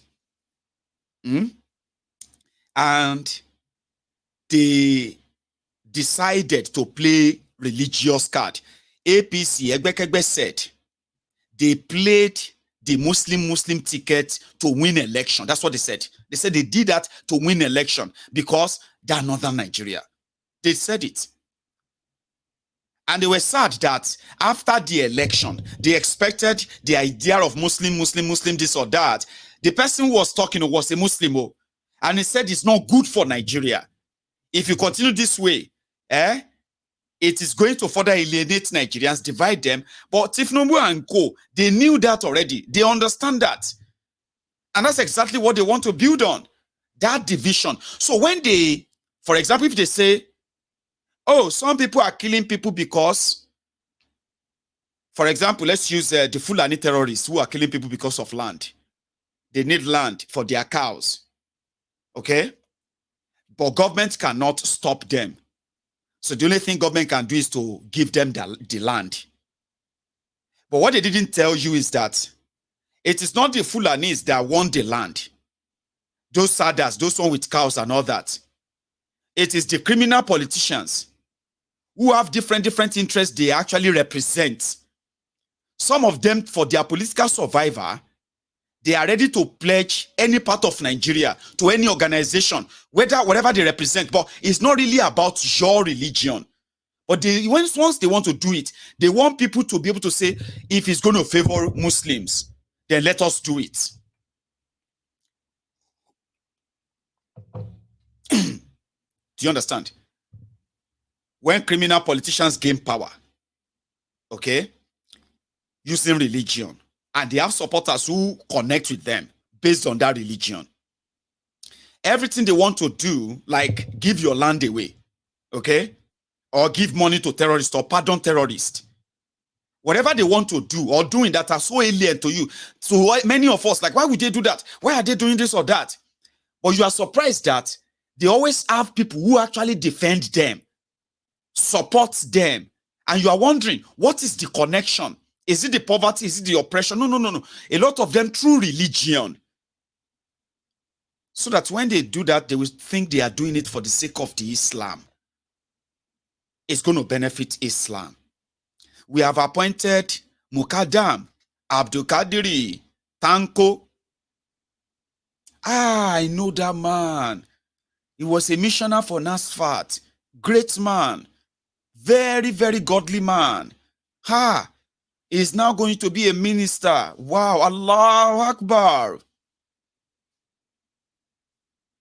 So therefore, if they have a message, they will send Tanko as a minister to tell you. And when Tanko as a minister come and said, Bismillah Rahman Rahim, Alhamdulillah Rahman Rahim, Rabbil Alamin, everybody would do like that. Because Tanko was a missioner, highly respected religious person. Like Isa Pandemic had a mosque that he was telling all of them about paradise, about the 72 virgins in heaven, and those who are going to go to hellfire. Then suddenly they poach him up, put him inside mansion, a minister. So whenever Isa Pandemic want to address the people, Isa Pandemic will go there and say, Bismillah Rahman Rahim. Everybody will do like, Bismillah Rahman Rahim. Whatever he says to them, they believe he's somebody that, godly. He cannot lie to them. And all of that. So they connected to him. They are connected. So if they say, Buhari want to eat, Buhari's family budget 4 billion naira for food in 2022. And you're like, $3 billion, $3 billion naira for food. You will be seeing one Abdullah saying, my friend, shut up your mouth. Don't you have a father at home? No wonder Aisha can't they look like person where they use mawu. Then somebody will just jump in. Khadijat. With the don't you have respect? How dare you talk about the first lady like that? Where's your own father? Where's your mother? Who born you? Don't you have home training? Because they are connected to them by religion through somebody who is a former Mukadamu, who is now a minister, and by so doing, they think they are connected. They are losing. They are being robbed. Being denied everything that should be theirs. But because of that connection, they will just fear everything for God. And they will pray that God, Almighty Allah, should guide them. Almighty Allah should give them wisdom. Almighty Allah should give them a vision. Almighty Allah should give them a mouth. Almighty Allah should give them brain. It will now become the responsibility of Almighty Allah to reformat the criminals. While the country burns, they will be asking you to pray to Almighty Allah because they don't want something to happen to that government. They have connection to it. So to this one from northern Nigeria right now, they can't complain. Say, hey, Muslim ticket. You are not even giving us anything to show that Muslim, We from the northern Nigeria. This is Yorubanization though. But you are safe. I'll tell you something, Tinubu and gang. Apart from the dangerous people that they are, drug dealers, bunch of money launderers, and all of that, okay? Why did I just say apart from that? Was I not the one who said yesterday that when Nigerians want to defend their criminal leaders, you'll be hearing their failure. You'll be hearing things like, this country is a very good country. If we remove good governance, the problem of good governance, if we remove that one, if, this Tinubu will be a good person. If we remove that drug dealing, if we remove that heroin thing, if he be a good person, if we remove bad governance in Nigeria is a good place. Like if we remove that there is no electricity, Nigeria is very cheap. If we remove terrorism, Nigeria is very beautiful. You are removing the reasons why Nigeria is not beautiful, is not safe, is not secure, is corrupt. And you are saying, if we remove that, I mean, if we just remove that one, you see, saying, everything is so fine in this country. If we remove the police that are always collecting bribe, this country is so great. You know, you agree with me, And then the other one will be like, that's true, that's true. If we remove no power, if we remove this, what do they remove? Anyway, Daniel Awomoko, thank you very much for that super chat. I left it up there for so long. I am a forensic scientist and a DNA expert with the Scottish Police Authority. Please let me know how to reach you. Sexual offenses are my specialization and I want to contribute. Many thanks. Daniel, God bless you. See, the reason why we always have our phone in or decide to have our people's parliament is to have, other people's perspective, views, some of them professional, some of them from experience. And when people come up here to share them, right? That is you reaching out to other thousands, if not millions of other people who actually need those messages. So, but there is going to be a time, this one I've been saying, and I'm going to repeat it now, because what you just offered and where you are offered me the opportunity to bring somebody like yourself, an expert, regularly. Experts, when I say somebody like yourself, I mean people who actually have expertise in different areas. And coming from the background that we all came from, Nigeria, and then comparing with the background, the kind of background that we have here, or sorry, the kind of existence or the existing system that we have here, being able to sort of analyze both, to pass a message that says, even though you are there, even though you are like this, if you don't begin to see things this way, and the reason why you actually have to see things this way is this. You might have, you might have been seeing things this way, but listen, it is actually not something that that work anymore. So I want to bring people like that, but I want to do that in my studio, which I am currently working on again. This time around, it's going to be somewhere where you can actually come in. That kind of stuff, right? I can pay for your trip. I can pay guests to come and be part of my program, right? Book your hotel and get you ready. Show up in the studio, run our stuff like this, like having a one-on-one conversation like that, like proper, you know what I mean, live, just like this. So I want to do that. I want to take things to that level, and I will be so honored to have people like Dr. Daniel, if that's all right. I don't know if I should call you doctor or or just Daniel. Thank you for that. Same thing goes to Eunice. Eunice, thank you so much as well for your own super chat, which is quite incredible. I like people who are like that generous, like it's good to be. Anyway, thank you. So where were we? We're talking about those who still want to have the mentality of Igbonization, Yorubanization, Fulanization, Hausanization. Now, I actually wanted to say, if we don't think of the, okay, let's think about that anyway, or should I just say plus the danger that Kolu and people around him represent dangerous people, lawless people, people who actually live above the law. If you add that, I'm gonna, sorry, give me 1 second.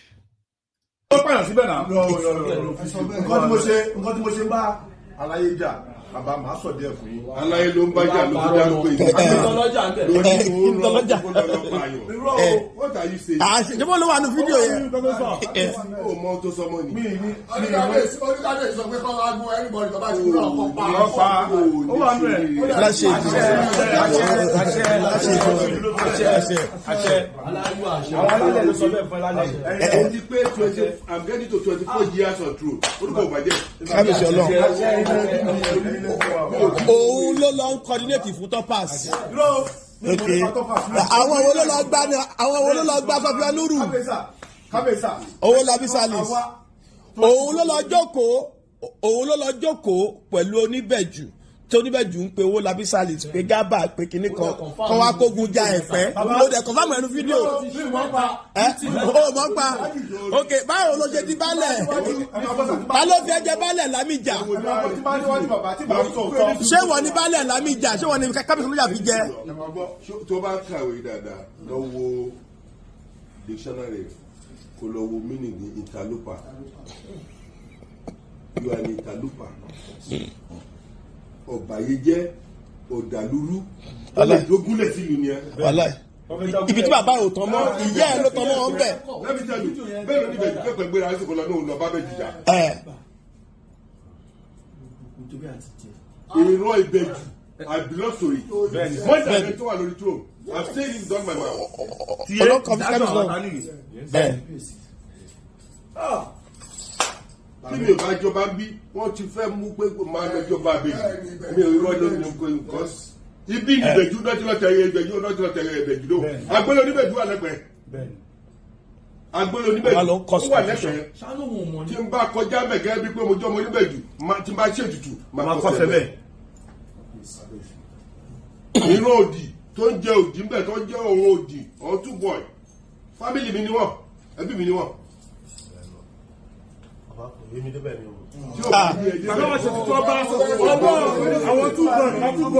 Tanibálẹ̀ lámìjà kékeré tanibálẹ̀ lámìjà kékeré. ẹni sùúrù náà ìwọ wá wò títí lẹ́kí tí ẹ̀pẹ́ bí náà bá tí wọ́n lọ gba ìwọ ìṣàkọlẹ̀ láti jẹ̀bọ́dé ńbẹ̀ yìí mo ń sọ gbogbo ẹnu bàbá wà láyè àwùjalẹ̀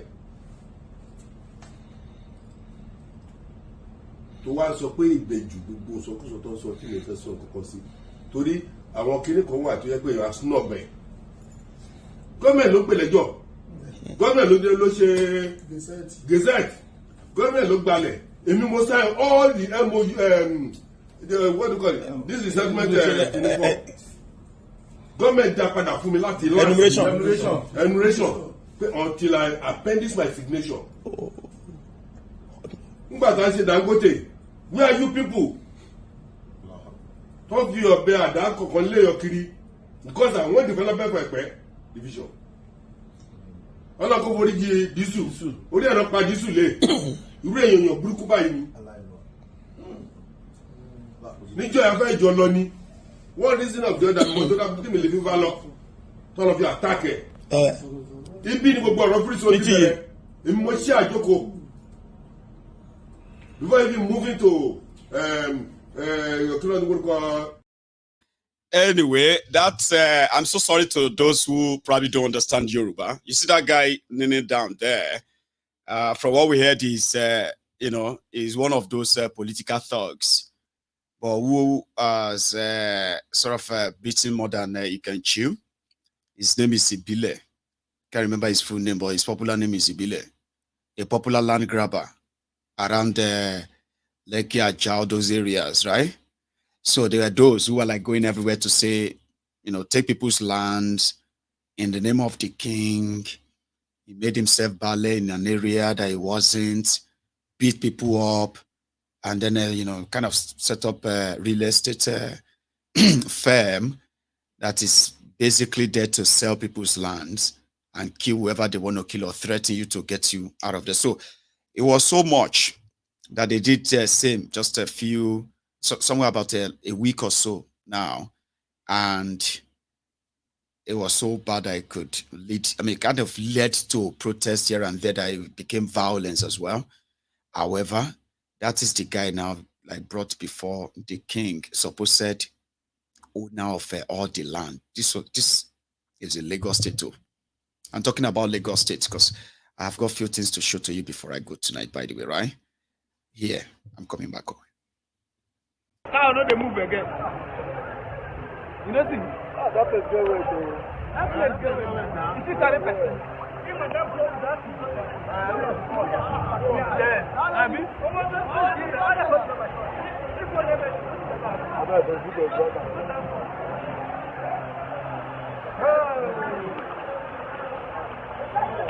how many years now? This is never proper. You mean So now this one why I enter na him for. As I come enter this kind of for. Hi, wahala dey. Wahala dey. Wahala.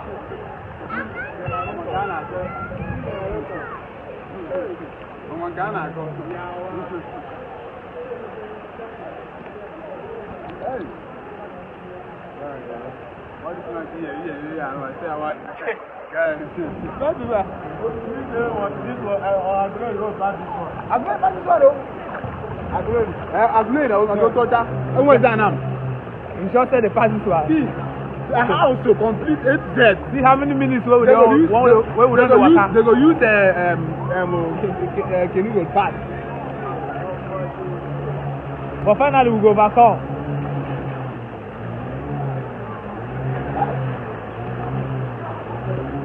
Hey, now this one carry weight too.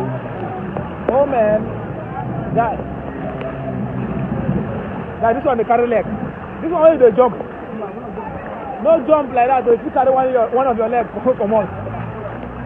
Hey, go be smart. See what I got.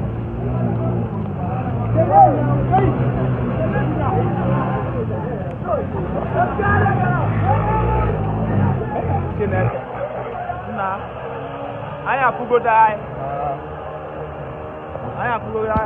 Can't know they move again. Yeah, Lagos has been underwater for the past 24 hours. And for the past 48 hours, I think the water is kind of subsiding little by little, right? I've got this too.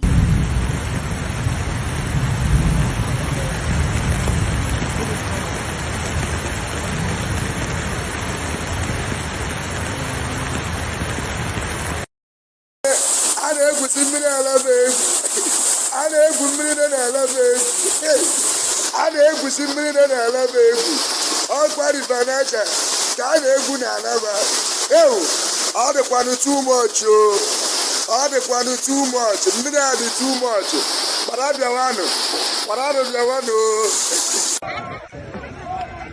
That's an official vehicle being pushed out of the road. Everywhere is stopped up. That's a car sunk inside there. As of today, September 16, 2023. Those are the mopeds, and their hillocks has been stuck inside the water already. That's a stubborn car who tried to maneuver. So we advise everybody to stay at home or something, or find alternative. There's no road there's no road right now on that bridge, so you could find alternative roads. Everywhere it stops. That's another flying boat they are using now to pursue. As you can see, flying boat is crossing human. If which flying boats?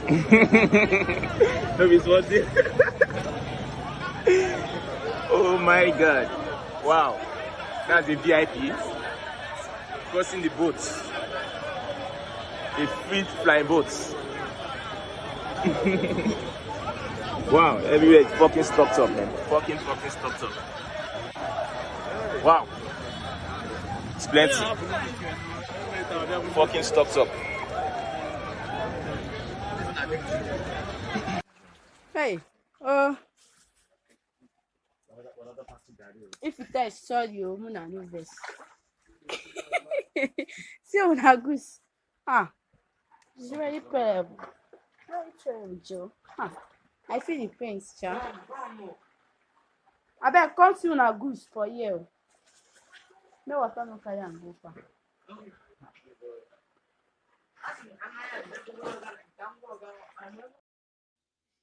And when things like that happen, the victims will have to sort of account their losses. They are on their own. Maybe few people probably have insurance. Will get something paid to them like car insurance, shop, if you insure your shop, your wares and stuff like that. I think like I know it's not so popular, but people are smarter these days. So I hope insurance companies will be sort of right now tearing the checks for all of them, or for those who have been paying insurance and they probably have no reason to get paid for it. This is your time. I know some of you will be laughing like insurance, now God be their insurance. If you tell them, say, come and buy insurance, they will tell you, say, oh, my brother, God, Jesus is my insurance. Heavenly Father is my insurance. People to get faith, And I think when we talk about faith, it's a very strong thing, isn't it? It doesn't really work for government, but government officials will still tell you that when they try or attempt something, it's because they have faith. Because I don't know I don't know how to explain this to you. All right. As much as you all know that terrorism in Nigeria is not going anywhere, and it is also not new that you have been having a repentant Boko Haram being forgiven. You know that?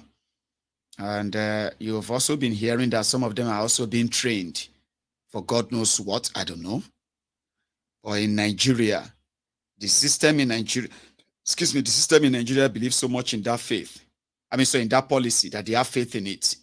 The faith they have in it is the type that they believe their way or their style is going to actually fix it. It won't. So here they are celebrating the graduation of the murderers, the terrorists. For 8 years, the focus on tackling insurgency through soft power has been the drive of the Nigerian government, its military and security apparatus, and some international agencies ensuring peace and security returns to the affected areas in the northeast. This time, the satellite is on by some civil groups to look into the achievements of these agencies and impact in the once troubled northeast of the country. I think with the DRR marking 8 years of impact, the DRR marking 8 years of giving this nation peace, giving this nation security, stability, 8 years of taking out souls from the bush back into the society, that we may enjoy peace.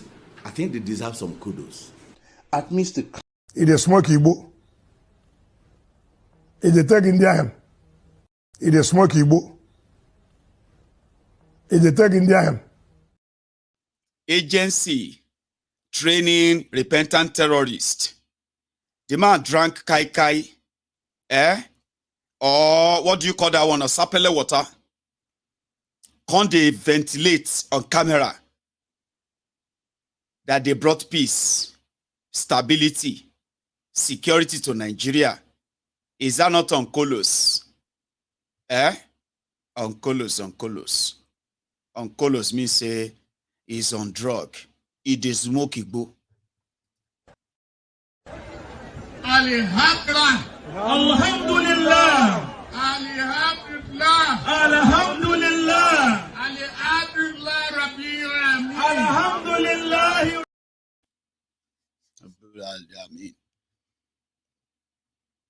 You know? So, I'm talking about people who felt like terrorists that should. These are not people who are being rehabilitated in prison. Any rehabilitation for terrorists or criminals should come in prison when they are serving the punishment for their crime. That is why they call it, you know what they call prison? Rehabilitation center. Do you understand what that prison? If you do something wrong and you go to prison, you are not supposed to go to prison and get beaten or whatever, yeah? You are there to have time to think about what brought you there and then go through a process that's going to rehabilitate you so that they can get you ready to go back to the society. So you have to be very careful. The kind of crime you get yourself involved in, any of them that will send you there, you know, but it's not the case in Nigeria. Politicians decide if your crime is so serious or if it is not. If you have any affiliation with them, they will determine if it is serious. Now, the reason why I'm saying this is that in 8 years that madman mentioned is the time that the insecurity in Nigeria became escalated. Before the APC, we didn't know anything about Fulani terrorists. No, we didn't. Because any Fulani that did anyhow, we see anyhow. People were dealing with any of these terrorists with whatever mode, whatever they are coming with. But the moment Buhari came in, Fulani terrorists now suddenly appear with sophisticated weapons. Grenade launchers. I'm talking about they have something that they can shoot plane down. They shot 2 planes down in the course of saying this insecurity 8 years. So Fulani terrorists are now kidnapping people. In 8 years, they started kidnapping people, collecting ransom. This was supposed to be the modus operandi of Boko Haram. Alhaji Shekau owned that patent. He's the only person with that patent of forcefully kidnapping people, sell the ones they want to sell, kill the ones they want to kill, release the one they want to release for ransom. That kind of patent, that right in the world of terrorists in Nigeria, now only Alhaji Shekau get him. They killed him 5 times, and he died 5 times, and he resurrected 5 times. Alhaji Shekau. But when these guys came in 8 years, Fulani terrorists don't they collect tax from farmers they kidnapped. Fulani terrorists don't they collect a ransom. Fulani terrorists don't they kidnap people, and if their family members are not paying ransom on time, they will sell them to Boko Haram. Fulani terrorists are now like Fulani terrorists, Boko Haram, ISWAP 1, ISWAP 2, Buhari, pandemic. So many group of terrorists in Nigeria. May I give you the names of their group and their leaders. Or if I don't remember the name of the group, I will give you the name of the leader. So before Buhari came in, it was Alhaji Shekau. You remember, it was the famous one. It was the one that is always uploading 30 minutes video inside the forest. When you, Uche, is still battling to upload this your 5 MB, 3 minutes tutorial on YouTube so that your subscribers can see that. I'm talking about that time, where you are uploading 3 minutes video on YouTube. You have to see that, you have to go out, you have to come back, you have to on the generator, you have to off the light, and it can take you about 2 days. Alhaji Shekau will upload 30 minutes video, 40 minutes video inside Sambisa, to my clear, to my sharp. It was Alhaji Shekau's rights at the time. Alhaji Shekau will say, I am coming to Borono. Borono, cow, Shekau, cow. That's how actually he had to. I'm not the one making that up. Alhaji Shekau was it was so kind of weird that if he's coming to Abuja, you say, we are coming to Abuja. Anyway, Abuja. And they go come Abuja. It was this APC, this jihadists, that introduced other terrorist organizations you have in Nigeria today.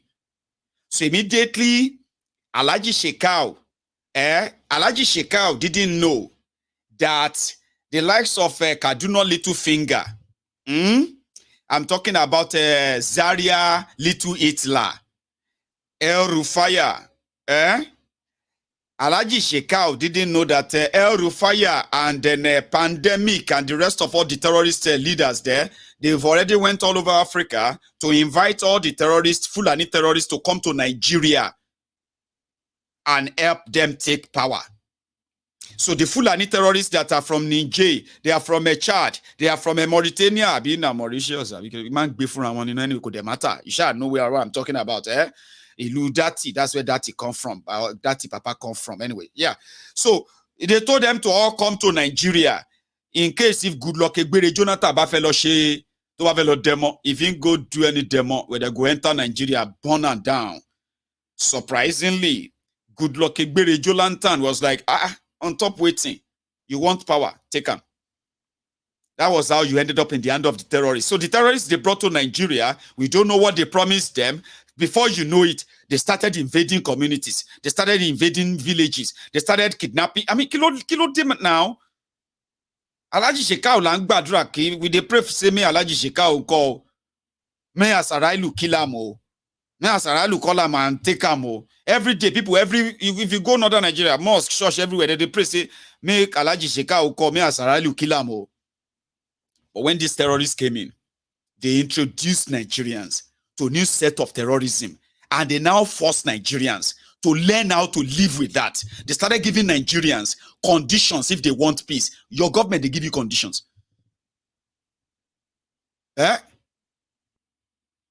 So those terrorists who have been killing people under Alhaji Shekau, they said they will give them amnesty. I mean, rehabilitation, no court trial, no nothing. Just you don't keep asking how many people you kill. They are infidel. Don't worry. They are munafiki. I mean, so they are the kafirin. They are kafirin. They are this. So don't worry. You are repentant. Oh yeah, go. And for that 8 years, more northerners have been killed. More northerners have been displaced. More northerners who are living in refugee camps in Nigeria today have tripled, if not quadrupled, what it was in 2015. And one weary just told you there that they brought peace, stability, and whatever to Nigeria. That is why they are celebrating murderers that never actually passed through any judicial prosecution. Serigwe go le work for Nigeria. And these ones are the Boko Haram terrorists. You know them. The ones where they cut people head. Allah Akbar. Why? I don't know. That's the way I was feeling all the time. I'm like, all the videos were so everywhere at that time. Okay? Say Bishop, they kidnapped Bishop in Kaduna for after 2 weeks. They kidnapped the staff of Kiniko College in Zaria when they are traveling. Kidnapped them. And then they will go dig grave like all these ISIS. And they would tell people to kneel down. Shufe Gion any Omo Kai Bismillah and now look you camera on top. People we did all of that they can't wear uniform. They say they are repentant. But yet the repentant terrorists didn't give Nigeria the expo of how to end the terrorism. They're not giving them the expo. They say, make you can't celebrate. Those ones are the uniform terrorists. Others are on Instagram, celebrity criminals. The difference between these ones that and the Naira Marley, Sam Larry, what's that one again? I don't know why this no name they always say off me. What's that guy's name? That one that beats DJ Chicken. Give me his name. I don't know why all their names always kind of disappear. Because I'm not really so used to their names. What's that one's name again? Give me the name before I continue. And somebody actually called me about him. Not Zion. Abu Abel, bless you. All these bleaching rogues and criminals. Gist you say it be like say this scene, oh my long gone. And you know, say if me are here, I go talk am. Nigeria that produced Alhaji Shekau, and all of these terrorist leaders in the northern Nigeria, their own connection is with their own terrorist leaders like Isa Pandemic, Buhari, which is their leader as well. Their loyalty is to them, so therefore their protection is from them. In what do you call it? In Southwest, in Yoruba land, you have all these known sort of local terrorists, and they think we should be grateful.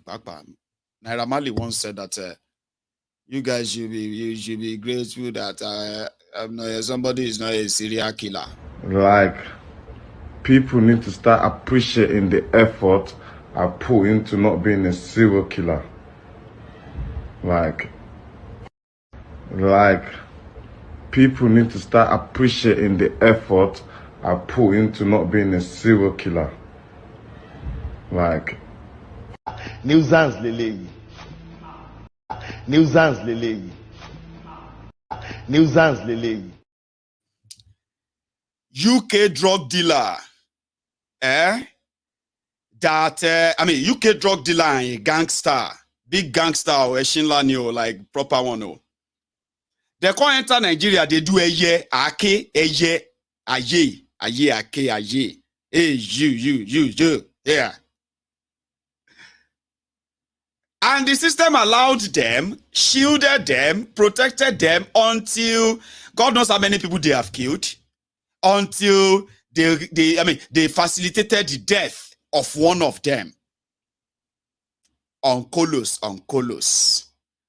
When I finished my program last night, because I was talking about the system protecting criminals, okay, until they will do something that will eventually kind of trigger the public, and then the system will begin to do what they do better, cover up. Somebody now called me and said, Mayogu, you see all those guys, these guys are not multimillionaires, they are billion. I said, how? He said, Mayogu, think about this. Young men, okay, who are raking in, for example, right, who are raking in over 100, 200 million naira in a single week, just like that, like you are printing money. 200 million, 500. That person actually told me that up to 500 million, you can imagine the empire is a multi-billion dollars empire. On Colos. Do you know Colos is actually drug? Me, every time they say you are on Colos, you are on Colos. You know, so they say you don't colo. You don't colo means you don't run, you decrease. You decrease, you de colo.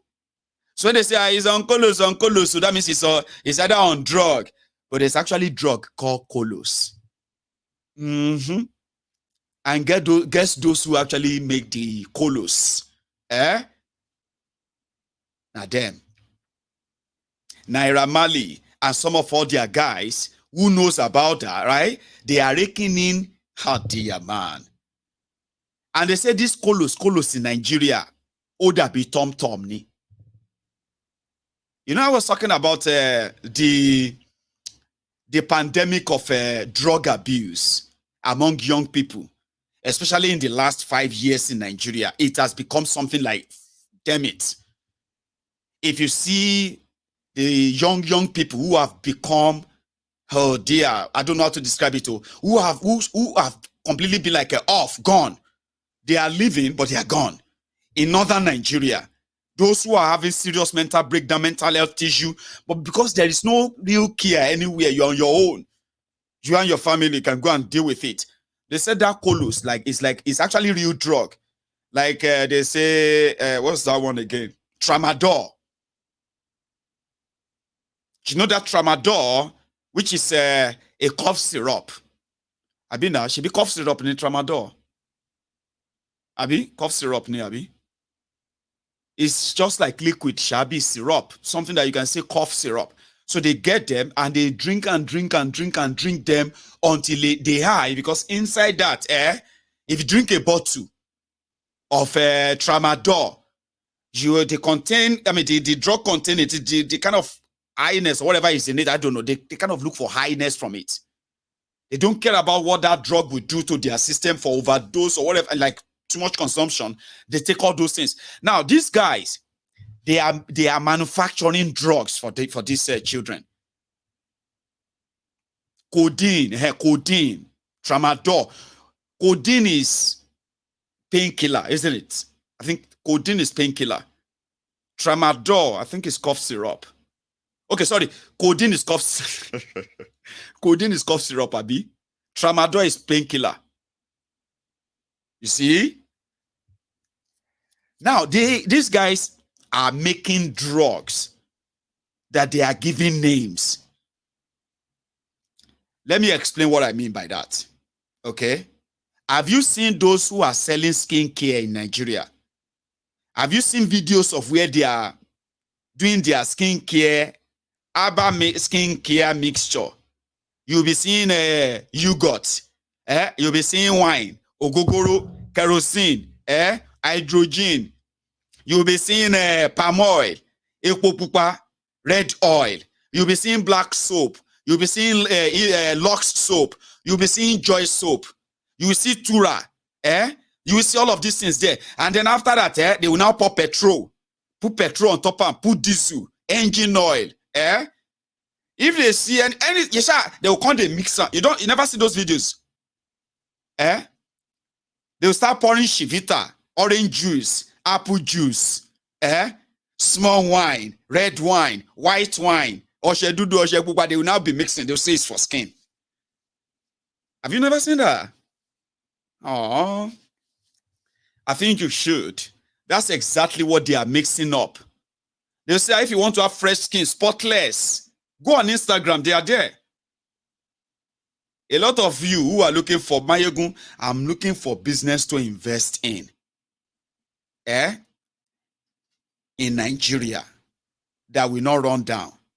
If I am a business advisor, I will tell you to go and invest in renal facilities, a system whereby you will be dealing with people with cancers, skin cancer, kidney problems, and all of that, because many Nigerians are going to need that in the next 10, 15, 20 years.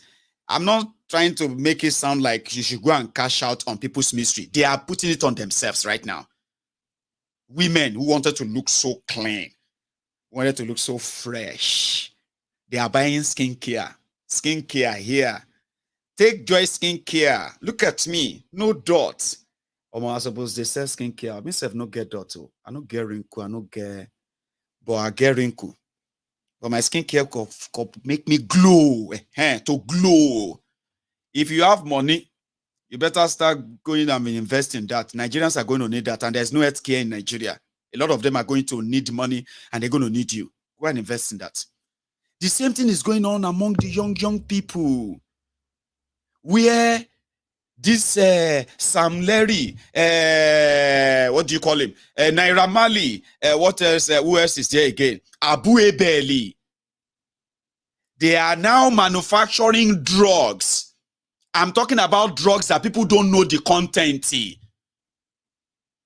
They are giving them names. They are sharing them to boys and girls at different parties everywhere. They are running them. There are already evidences of this, what I'm saying now. I'm not making all this up. Naira Marley was a big gangster in Lewisham in London when he was a young teenager. He was arrested for 122 times before he turned 19. So think about what would a teenager be doing that he's been arrested for 122 times before he turned 19. He did a documentary about his life, sure you get, of what it was. That he was like, this is my life. He didn't hide it.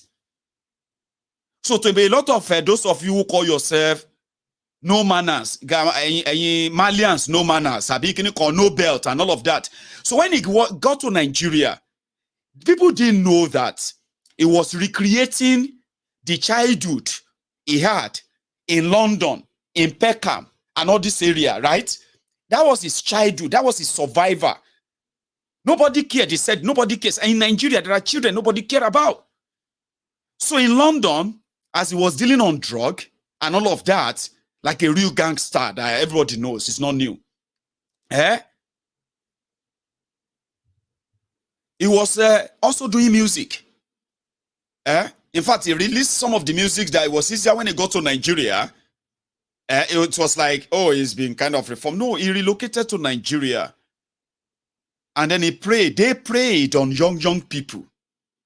And these stories that we are hearing about them these days, right? They are so heartbreaking that you begin to wonder, was there any supporting system for all of these guys before now? But that's not just that. The damages is even more. The damages is more. They are manufacturing drugs. A lot of you are taking these drugs from them. They call them tablets. They call them this. They pour them here and there. You just want to get high. Then you hook. And that's it. Your life is gone. And life of young Nigerians who felt like, or get caught in the web. are supposed to have led to the investigation of these guys beyond just Mohbad. But unfortunately, you are likely not going to get that. Sure, you know, it's everybody for himself, especially when the perpetrators are connected to the powers that be. Now, the report is out, they have left Nigeria. Naira Marley is not in Nigeria. Sam Larry is in Kenya. The other one, Abu Ebel, he has gone underground. All of them who claim to be the macho men, Aki, Eye, Aki, and this or that, why they are actually in the underground, they are drug runners. So who should help? The police. Unfortunately, they won't. So it's always better to put it out there. I hear that a lot of you are currently saying, I don't want to listen to his music. This thing is heartbreaking. No. In 2 weeks' time, you're going to forget.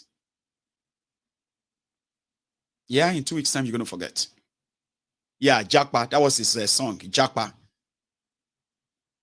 So that some people are now wondering about drug, gangsterism, bullying, beating people up, threatening people, you know, all of that. A lot of you are now wondering, like, so my Naira Marley is like that. Are you sharing wine, Iwani? He was in Nigeria, he was drinking, he was talking about, he was singing about, sex, drugs, money, Yahoo, fraud, and then so many things that are completely are setting your children up. And then you see old men, Abimaliao. A lot of them today are now like, they didn't know, they thought he was somebody who is rehabilitating young people with his music. Expectedly so, right? But that is not just all. There is more. They have money, I'll tell you that one, then get money, but they are criminals. It doesn't matter whatever they are.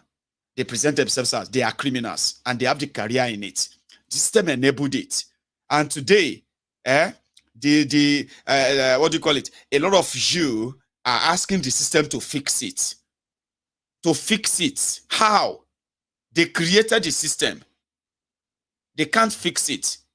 They will gaslight you. Maybe you hear that minister gaslighting a victim there, right? They will gaslight you. I was telling my friends today, I said, the bottom line is they will say they didn't see them hold the boy or kill him.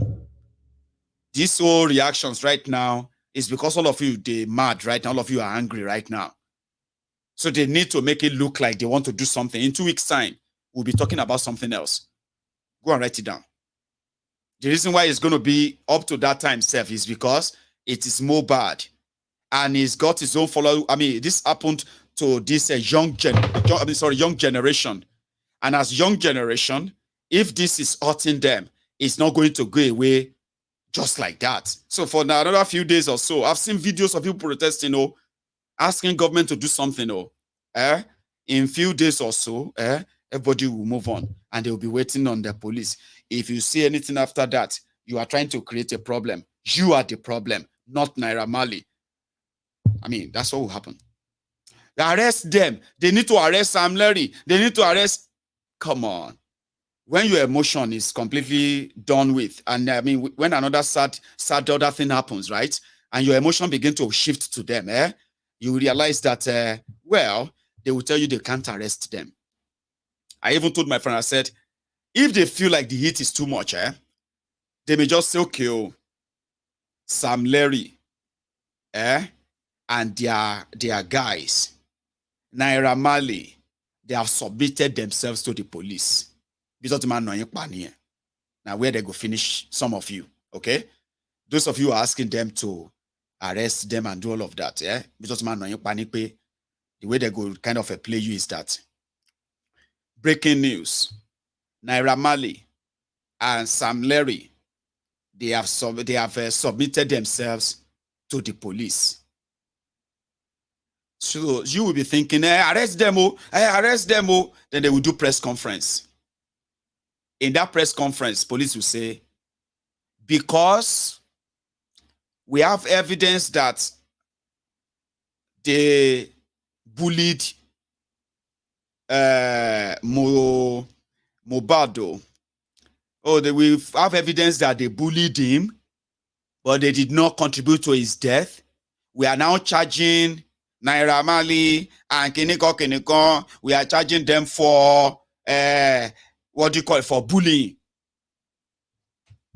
And now when you can't go check what is the punishment for bullying, you go realize they don't carry you mugu. But they will now say if you have evidence that they contributed into Kiniko, they want you to bring the evidence forward as they're asking you right now. Bring evidence that they killed him or they contributed to what killed him, Abi. But to satisfy you and say, but they have come to police because they have nothing to hide. So the police cannot detain them. The offense is bailable. It's called bullying. So they have been bailed. They have been released. Now they remind police after 2 weeks, after 2 months, after 1 year. Police, have you not completed the investigation on Naira Marley? The rest you go just hear Naira Marley going on tour. You know, that they tell you, say, nah, so I want them to be, but now so it go be. There's no justice for anybody because an unjust system cannot dispense justice.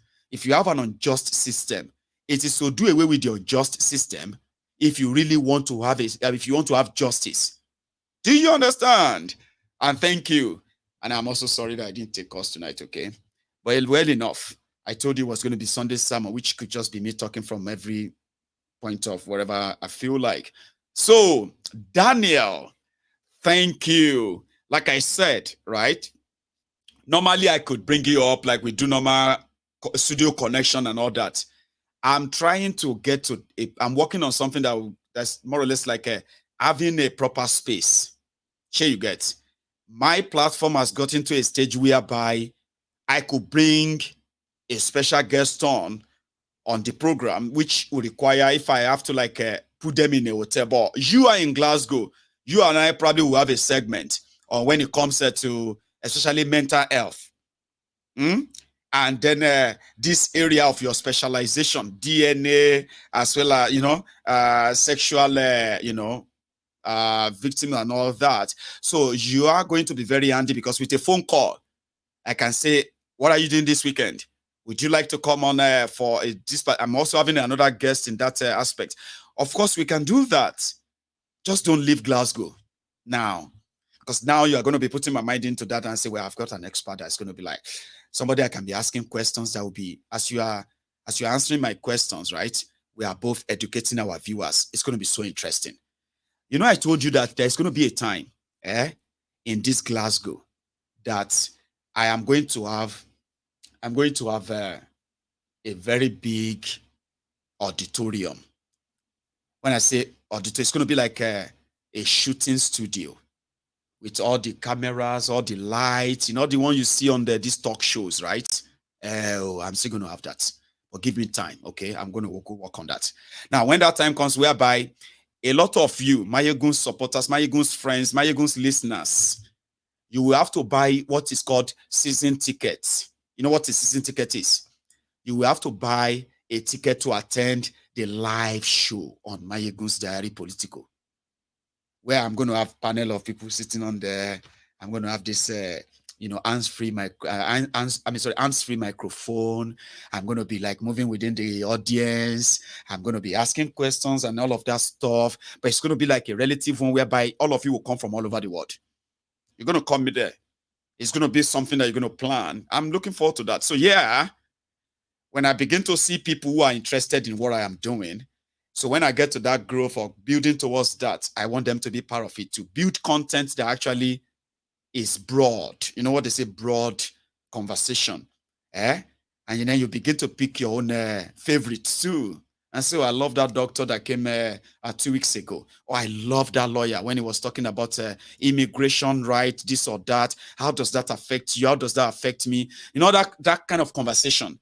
And Daniel is offering me that on a platter. You know, that's what you are doing. You are offering me that your expertise on a platter. Something where we say I'm supposed to get my crew, the media crew that will be looking and then scouting for people that have what it takes to be on whatever Mayegun is working on. Now you are offering me that on a platter. So thank you. So don't leave Glasgow, please. Not now. don't take that job if it's going to take you out of Glasgow. Okay? Don't. Just stay here. So good here, right?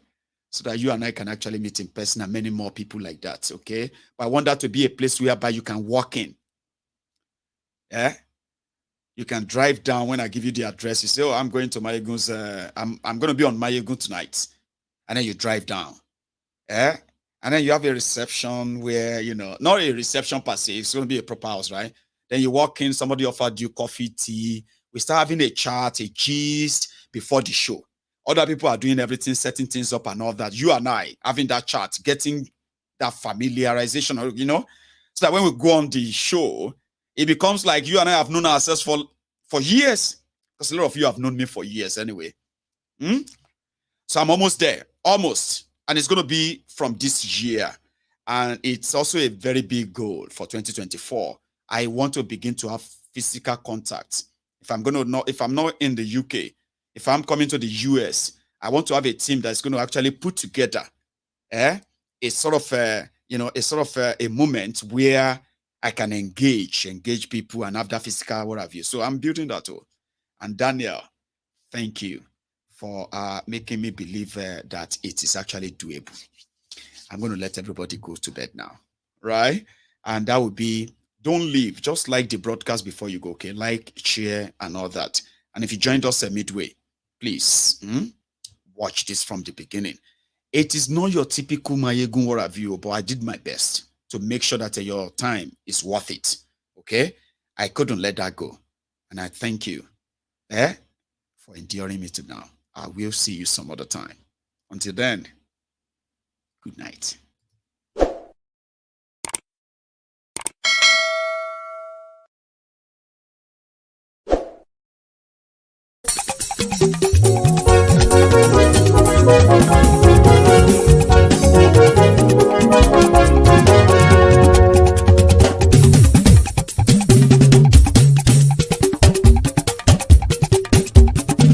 Mayegun làwa mọ̀ làmọ̀ tó dòdòdò. Mayegun Diary Mayebi #1. Mayegun làwa mọ̀ làmọ̀ tó dòdòdò. Mayegun Diary Mayebi #1. Mayegun ti dé o ọ̀rẹ́ ara ìlú. Mayegun Diary Mayebi #1. Lórí Facebook lórí YouTube. Mayegun Diary Mayebi #1. Gbogbo bó ṣe ń lọ ni Mayegun já wa sí.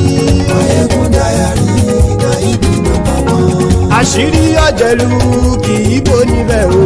Mayegun Diary Mayebi #1. Bó bá ṣe eré àní Mayegun máa wí. Mayegun Diary Mayebi #1. Ó sì tún ṣe eré wàá gbọ́ níbẹ̀ o. Mayegun Diary Mayebi #1. Mayegun Diary political. Mayegun Diary Mayebi #1. Godfatherism kò sí lọ́rọ̀ Mayegun. Mayegun Diary Mayebi #1. Ẹ farabalẹ̀ sẹ́ o kẹgọ́rọ̀ lẹ́nu o. Mayegun Diary Mayebi #1. Àní Mayegun làwa mọ̀ tó dòdòdò. Mayegun Diary Mayebi #1.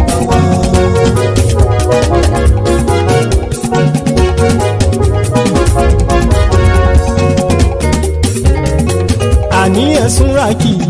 Mayegun ti dé. Mayegun ti dé. Ọ̀jẹ̀lú ẹ̀sùn ràkì. Mayegun ti dé. Àní ẹ̀sùn ràkì. Mayegun ti dé. Lórí Facebook. Mayegun ti dé. Àní ẹ̀sùn ràkì.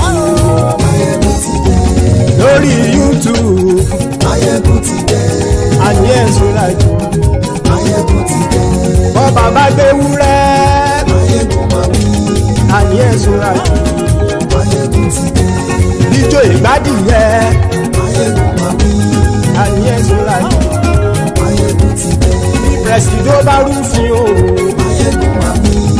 Àní ẹ̀sùn ràkì. Mayegun ti dé. Bí gómìnà kówó jẹ. Mayegun máa wí. Àní ẹ̀sùn ràkì. Mayegun ti dé. Ọlọ́pàá tí ń gba rìbá. Mayegun máa wí. Àní ẹ̀sùn ràkì. Mayegun ti dé. Aṣòfin tí ń rúfin o. Mayegun máa wí. Àní ẹ̀sùn ràkì.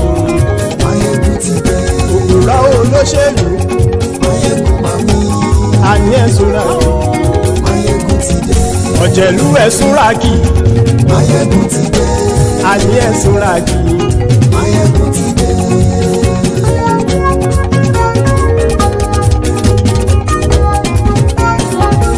Máyégún ti dé. Gbogbo ọ̀jẹ̀lú ẹ̀ súnra kì í. Máyégún ti dé. Gbogbo ọ̀jẹ̀lú ẹ̀ súnra kì í. Ṣùgbọ́n ní bá ti ṣe èyí tó yẹ kí wọ́n ṣe ọmọ bá dèrò ní fi wọ́n níran o. Máyégún ti dé.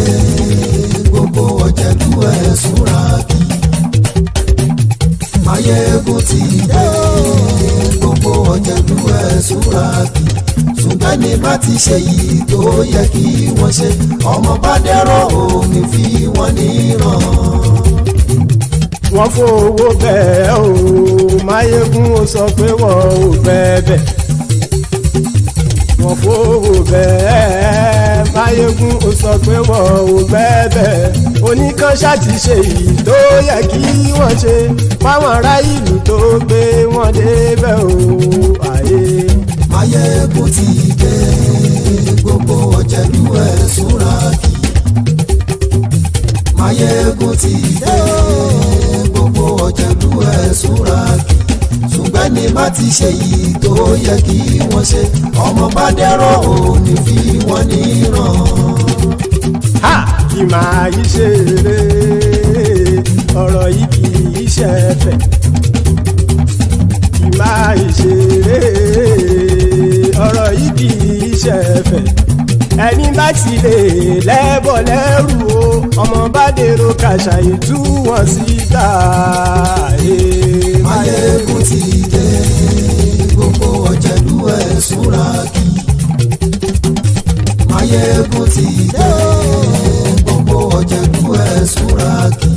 Ṣùgbọ́n ní bá ti ṣe yìí tó yẹ kí wọ́n ṣe ọmọ bá dẹ́rọ̀ ò ní fi wọ́n níran.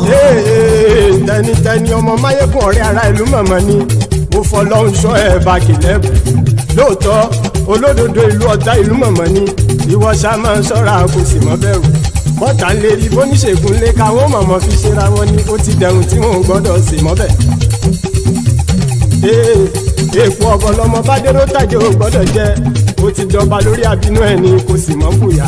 Àìsíwọ́lu ní ẹnìkẹ́ ìgbódì ẹyin lábàrá o ó kó ẹni tó bá dán o àkàmù. Máyégún ti dé. Gbogbo ọ̀jẹ̀lú ẹ̀ túnra kì í. Máyégún ti dé. Gbogbo ọ̀jẹ̀lú ẹ̀ túnra kì í o. Ẹni bá ti ṣe yìí tó yẹ kí wọ́n ṣe ọmọ bá dèrò òní fi wọ́n níran o. Máyégún ti dé. Gbogbo ọ̀jẹ̀lú ẹ̀ súnra kì í. Máyégún ti dé. Gbogbo ọ̀jẹ̀lú ẹ̀ súnra kì í.